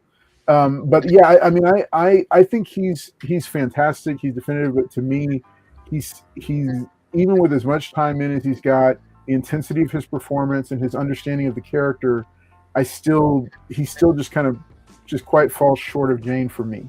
And then of course, Dolph Lundgren, he's an icon, but he was just a guy in a black leather jacket. So that short-sighted move there, huh? Right. Why put a skull on his chest? It's the movie. Right, yeah. So Paul, producer D, any thoughts on GOAT Punisher on film? Producer D can go first. Go ahead. I've been waiting for this. Also, see, Paul thinks I don't know anything. That's what this is all about, right? I'm waiting. Just so you know, Thomas Jane is my favorite, and I love it because yes, I have a secret weapon. You just didn't know that. What I like about it is that with him, you kind of felt the humanity. Or you felt like that he was broke and he wasn't just out there, killing everybody. So I felt like that's what he brought to the role. That's good. That's a really good point. Gotcha, Paul. Human. I'm shocked. Okay. Right, he shocks me. You're shocked on you. Yes, I do my research. It's okay to admit those things, Paul. What's up, Barbarian Kung Fu? Good to see you, buddy. Glad that you're here. All right. Okay, Paul, you got one. Who's your GOAT? All right, so me and Tim are great minds that think alike, but like I said, I'm going off the rails on this. I'm going to go off of what he said about enjoying watching the movie. They casted Johnny Travolta in that movie. I love his character, the evil villain he plays in there. I can watch that movie over and over again just by him. Interesting perspective. Yeah, I just love the movie. That movie, the way he did his wife in, and the way he moved the furniture for the final battle with his henchmen. He made Punisher think how to beat him. So it's like, I just definitely oily, right? I just love that movie. So I know why they cast John Travolta, but he carried that movie. So. All right. So we'll do one more GOAT. Let's do GOAT Western. Now, Western. There's such a massive, there's so many different directions you can go with this one. So I think it's impossible for there to be any kind of overlap. And you in the chat, if you're in the chat and you're still hanging out with us watching and having a good time, drop in. What is your GOAT Western film? Really, as long as somebody's wearing a cowboy hat, or maybe not, because there's even some sci-fi Western films. I thought Serenity and Firefly are great. You got a question in the chat, Tim. Are you going to be at Heroes Con this year? That is affirmative. Oh, nice. It actually just happened like this past weekend.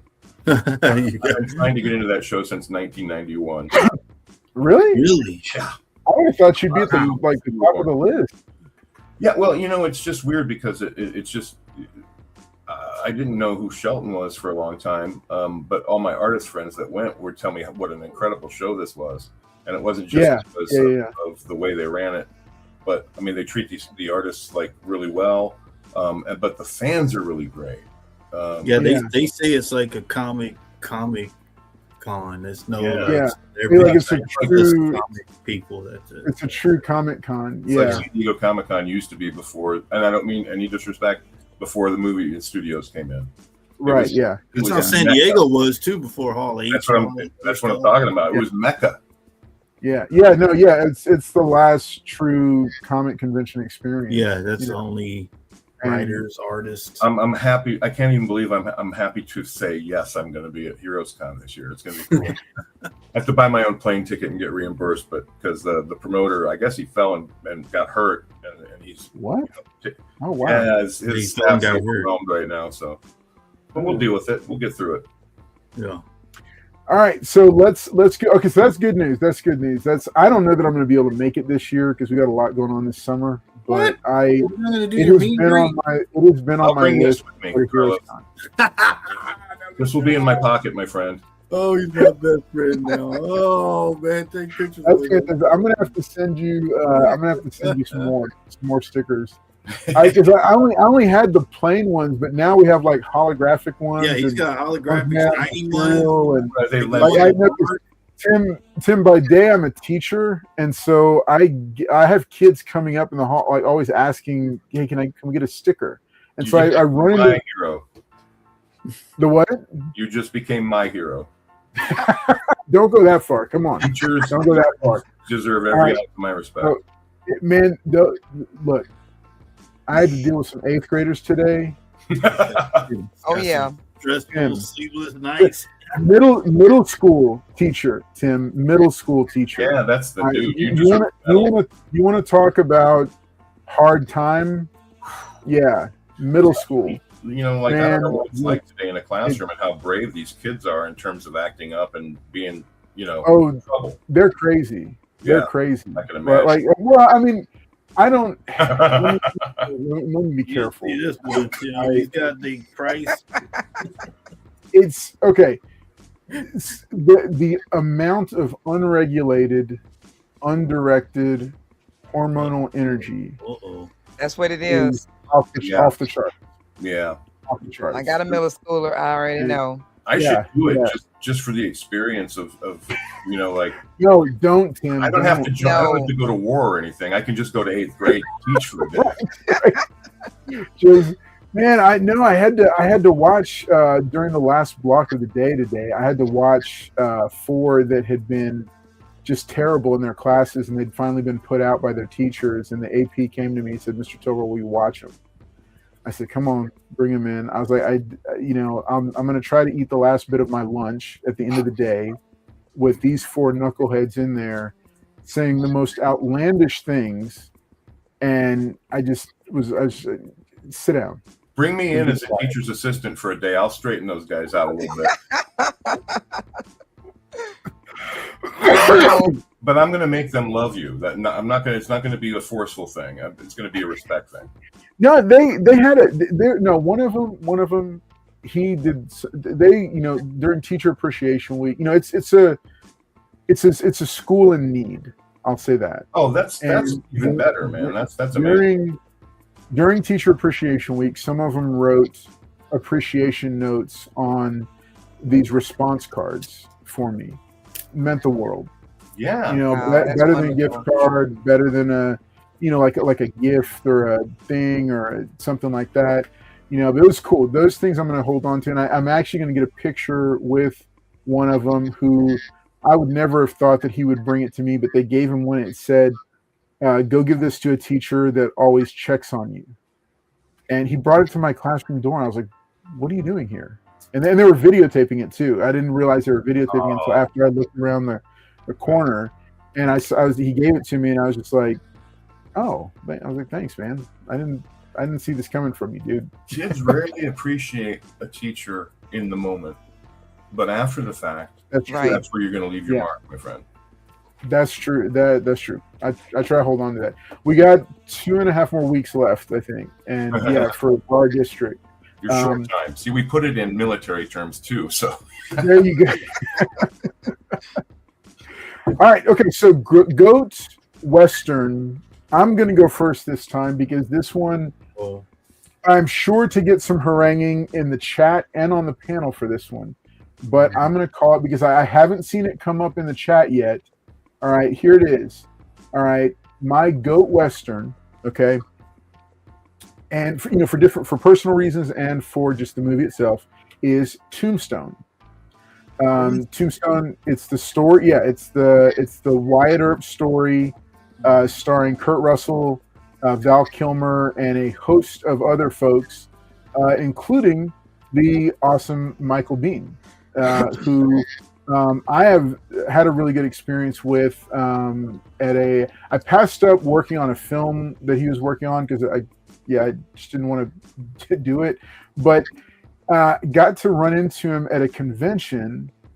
I think it was about 6 years ago, and my son, who was I think 16 at the time, had wandered off from me and gone to his table, and we had just shown him Tombstone for the first time, and he recognized the Johnny Ringo 8x10 on Michael's desk or on Michael's table, and he was just kind of there looking at it, and I think Michael asked him hey, so do you know who that is? And he's like, oh yeah, it's Johnny Ringo from Tombstone. I just watched it with my dad, because literally it was a couple weeks, and not because he was going to be there, but just because I was starting to try to show him some really strong films, and it's all over the place, the different types of films, but he remembered that one, and Michael just picked it up and he signed it and made it out to him. And he said, here, take this. And Aberon came and he found me and he said, hey, look at what I got. He said, this guy signed a picture of Johnny Ringo for me. And I was like, and me and the guy I was talking to about buying a comic, both looked and were like, that was Johnny Ringo, because he didn't have the mustache, and he was older, and he just looked very different. And we were like, that was Johnny Ringo. He's like, oh really? I was like, yes. I was like, come on, come here. How'd you buy that? I didn't give you any money yet. And he's like, no, he just gave it to me. I was like, no, man, we can't do that. This is how this guy makes his money. I was like, come on, let's go back up. So we went back over there, and no, Michael just started gushing about how excited he was that a film he was in was getting shown to the next generation, and the next, that fans of it were showing it to their kids, and that this kid had come up and recognized his character.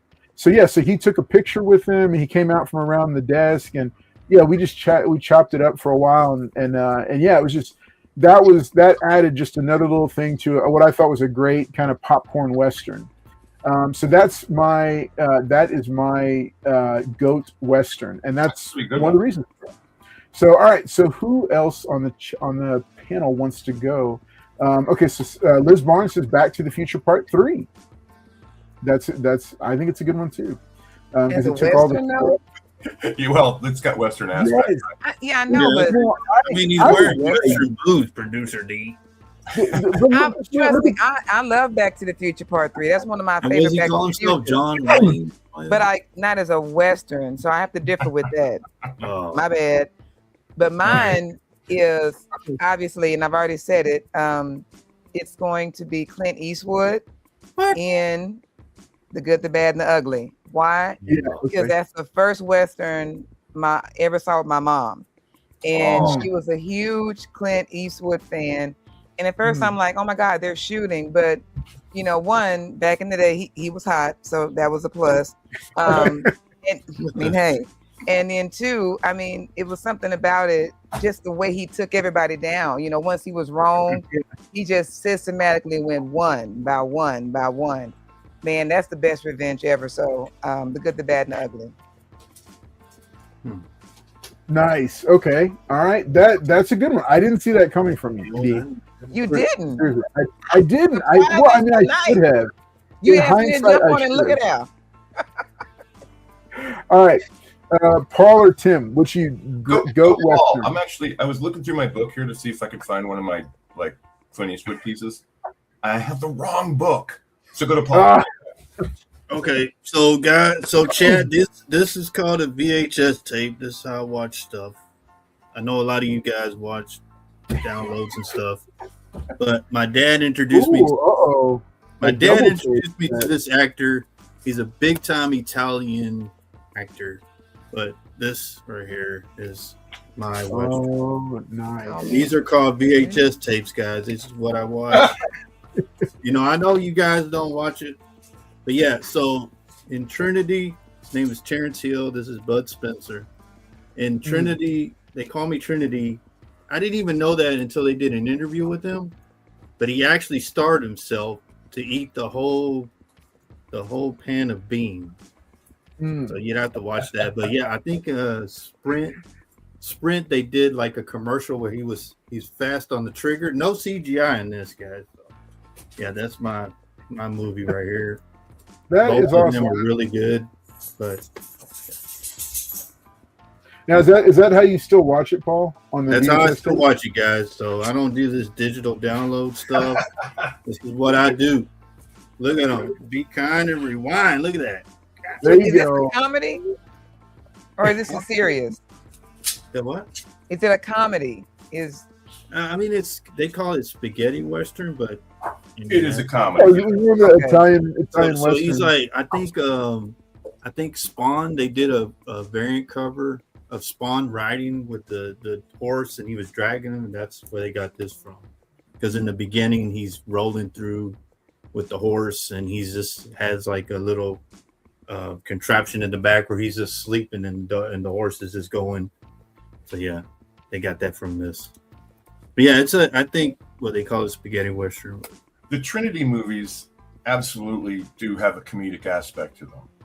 Yeah, I like Well, the Harry Fonda when he did it with him, but I don't know. These are just I just love these. Well, the whole beans thing. Come on, that's comedy, man. I didn't know that he actually, because I watched the interview and he said that he starved himself to do that. So that was actually him eating the whole thing, and I thought this has got to be. But yeah, there's no CGI back then. Yep, this is how we watch that's how I watch my movies, guys. I like it with the tracking all junked up. Yeah, you gotta adjust it. Authentic. Well, I mean, okay, well, man, that's a hard one to put your finger on. I kind of got all. I noticed you laughed when I said. That's a great choice. It's Sergio Leone, man. Initially, I thought you said Western Shootout earlier in the program. I think that was Oh no, one no! of I them. said, yeah. Well, it was. They were going to be two separate, like greatest on-film shootout and then greatest Western film. Well, But yeah, it could be both if you want to. Well, I'll do a two-part real quick. In the spirit of the first thing you asked, I'm going to go with Near Dark, neo-Western. Oh, Shootout in okay. the motel. Wow. Where the bullets are making holes in the wall, and then the light from the sun is coming in and hitting them like a laser gun. That's one of the coolest things ever. Wow. What a great concept.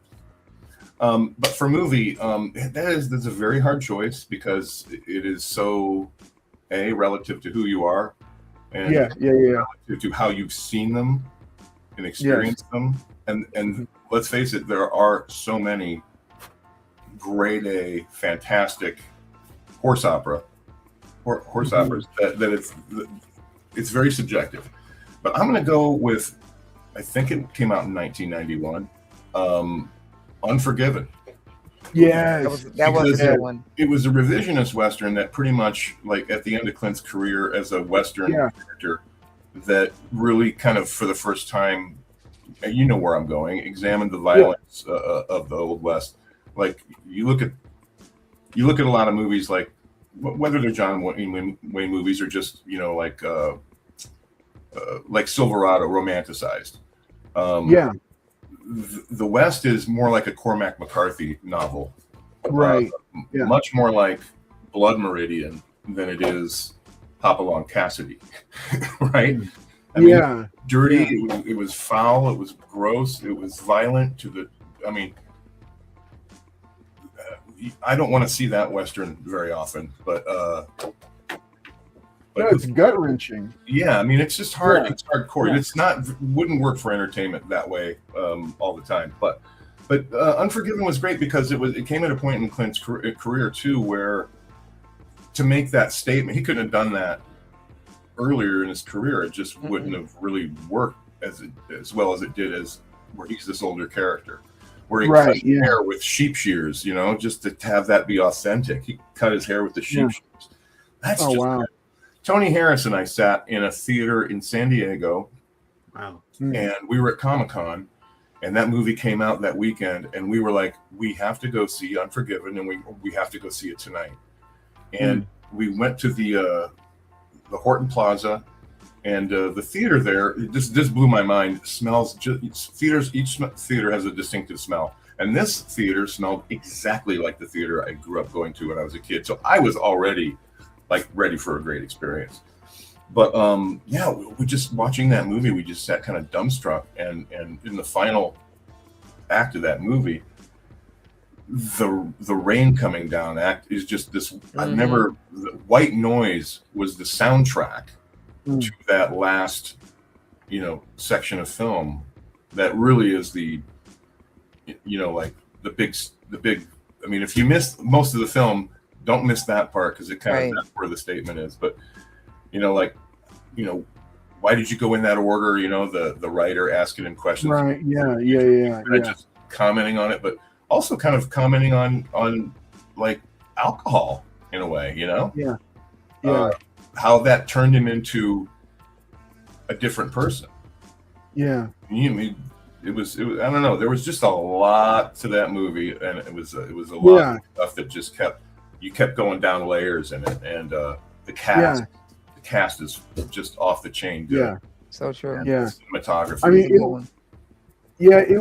mean, it was the perfect kind of end cap to his Western career. Oh, wow. This is Josie Wales. I couldn't find one from Good, Bad, the Ugly. Il Bruno, Il Crucio, Il Cattivo.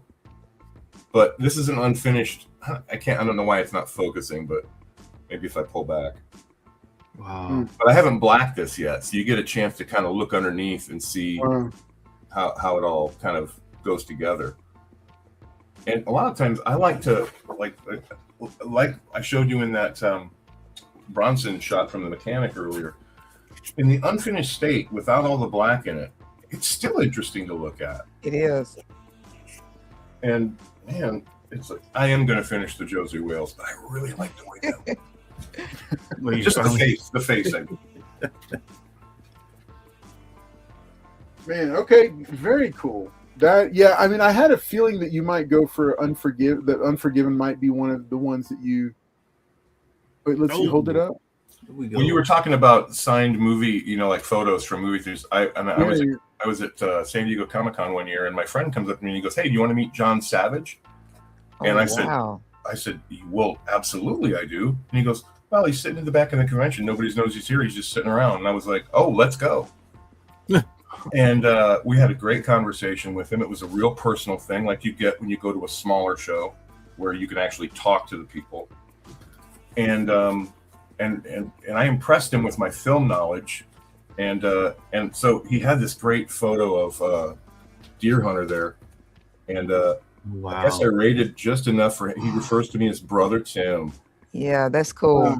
But John Savage is a guy who did A-list movie after A-list movie in the 70s, and then it's like the world forgot about him.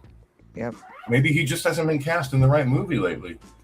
The last time I remember seeing him in anything high profile was The Thin Red Line, and that's been a while now. Wow. But man, oh man, what a great actor he is. I mean, I can't believe this guy who's that good has just been. Why is no one hiring this guy? It's not because he's nuts. I know that for a fact. Maybe he's a child killer, though, or sorry, that's terrible. Maybe he's a crayon thief. We don't know.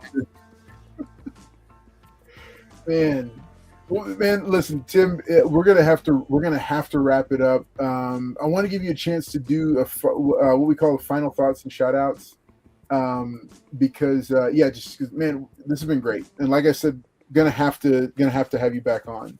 Right on.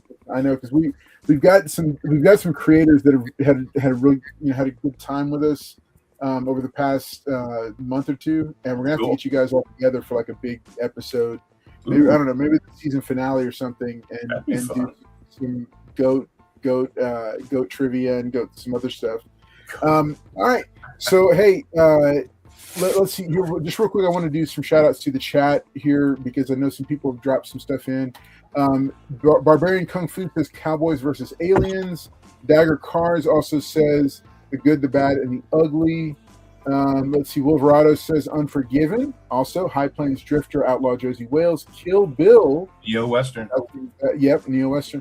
And Blazing Saddles Let's see. That's a great one. Liz Barnes is Back to the Future 3. Wolverado is not going to let the monorail thing die. anytime soon. That's a good movie. What is that? Breach into Yuma. Yeah, the monorail. I have. It was a film script that I was considering directing, and it had a monorail in it, and Paul latched onto that and just. That could be a great set piece, though. Yeah, monorail. Right, it is. Yep. I think it's a story about a dad and a daughter. They go to work. Don't ever take that kind of criticism to heart, man. Do what you got to do. I didn't know. It's kind of like walking around with those little the cartoon devil on your shoulder. That's what it's like. The sensation of him constantly going. Just picturing in a devil costume. Let's see. Wait, Maine, you Paul's got money. He has auto tracking. What in the world? Talking about the VHS. Nothing to do with it. Oh yeah. From Unforgiven. Deserves got nothing to do with it. Oh. Mary Steenburgen was both. Hey, another one that I have to say that is there's a big runner up for me because of the whole father-son thing is Lonesome Dove. Wow. Yeah, that was a good one. That is a great one. I watched Lonesome Dove with my father, and that helped me kind of get an appreciation for Westerns. And then watching Tombstone with my son was kind of like a cool, it's kind of a cool thing. For a TV movie, Lonesome Dove stands very tall, and it holds up. It really does. It really does. And the thing for me, I think there's kind of something about the 80s TV miniseries, that for me there's a nostalgia element, because even though like the production value was what it was, it there's just something kind of with Richard Thomas. There's something, I don't know, like it's just nostalgic about those TV miniseries. Yeah, and again, one thing I've always said when I do lists of like top films is the nostalgia factor plays, I think, more heavily into these than sometimes the artistic, and so it's like the artistic justification for it. Never underestimate the power of nostalgia. Seriously, it's true. It's it's the closest thing we'll ever get to time travel. Yes. Yep. Deer Hunter. Let's see. I don't know if that made sense, but it did. Like the snow. It did. When you think it nostalgically, when you watch a movie and it transports you back to when you were 10 years old when you first saw it, there's something special about that, because you can't really describe that moment, right? You can't describe that to anybody and make them understand how, I'll use the word again, visceral it is. It really, you're right back in the room. Come on, that's it transports you back. Yeah, that's cool stuff. El Green Machine. No, you missed out, buddy. I think he had other. No, because his birthday is coming up on Friday. So El Green Machine, I'm gonna have to. He's got so much cool stuff stacked in his boxes, coming his way. Okay, so Tim, we're gonna let you do a final thought and shout out to help close us out. Then we'll go to producer D, then Paul, and then I'll wrap this up. So, Tim, final thoughts and shout outs to the audience tonight. What's the shout out for? Yeah, it's for you to say, hey, shout out to whomever, and make sure to check out whatever. Just anyone out in the ether. Well, I mean, or just if you want to shout out somebody special, or if you want to talk about, let's see, or like meeting me, that's good. No one's talking about you, Paul. Oh, producer D. Well, let's see. I'm gonna throw a shout out to. This is a double, but there's a connection. To Jerry, who runs the Eastern Rim Comic-Con. Yes. For a great weekend, and I met him in Dallas at my friend Mark Walter's show. Like brothers separated. Like we feel like we've known each other our whole lives. So it was a great connection to make and to get to know Jerry, and then to get invited to a show. So he didn't get to really hang out and carouse with us like he did in Dallas, but we'll get that opportunity again. And the other one is Mark Walters, who I just mentioned. Give a big shout out to Mark Walters, who has been very invaluable and very helpful with me with bigfanboy.com, which is his website. He does movie reviews, interviews with actors and stuff. He does screenings in Dallas, and he runs the Dallas Comic-Con. And he knows my work extremely well. We've known each other for a long time, and trying to promote this book has been hard because it's a grassroots effort. And I was off social media for 10 years, so that'll decimate your fan base in terms of social media. Yeah, I've gotten a few thousand back in the last couple of weeks, but it's going to take a while to build it back up. But Mark has been huge. He did a huge Q&A with me that is extremely, if you want to really learn anything about Cinematica, what the nuts and bolts of what's going on with the book, I did a Q&A with him that's very extensive, and it's on bigfanboy.com right now. So big shout out to Mark Walters. Very cool. Okay. Well, good. Let me go ahead and take it on. Carlos, the teacher. Hey, folks, make sure that you look. There is Love it. I was able to shorten the link for the Kickstarter, so it's a lot easier for y'all to look at. At the bottom, make sure you check it out. I'm gonna send it on over to producer D for her final thoughts and shout outs, and I'm gonna see if I can get that article pulled up. So my final thoughts are, I really had a great time on the show tonight. It was good. Speaking of nostalgic moments, just looking at the artwork, being able to talk to another creative. I haven't done it in a long time, so that really felt good to really talk with you, Tim. You took me back to those art school days and trying to pass airbrush class, which I hated. Trying to go through those critiques when they're looking at your portfolio and you're like, oh my God, no, I stayed up last night and I cut my finger off, trying to mat it for you, and they don't care, So no, it was great to really have that artist to artist moment. So actually, you're my shout out. So thank you so much. And there's also a shout out to Carlos, because what y'all don't know is Carlos is always pushing me out of my comfort zone.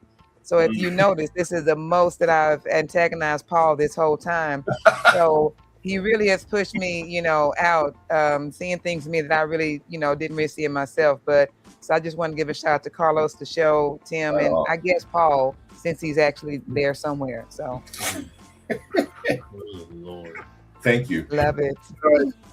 All right, let me take it on over to Paul.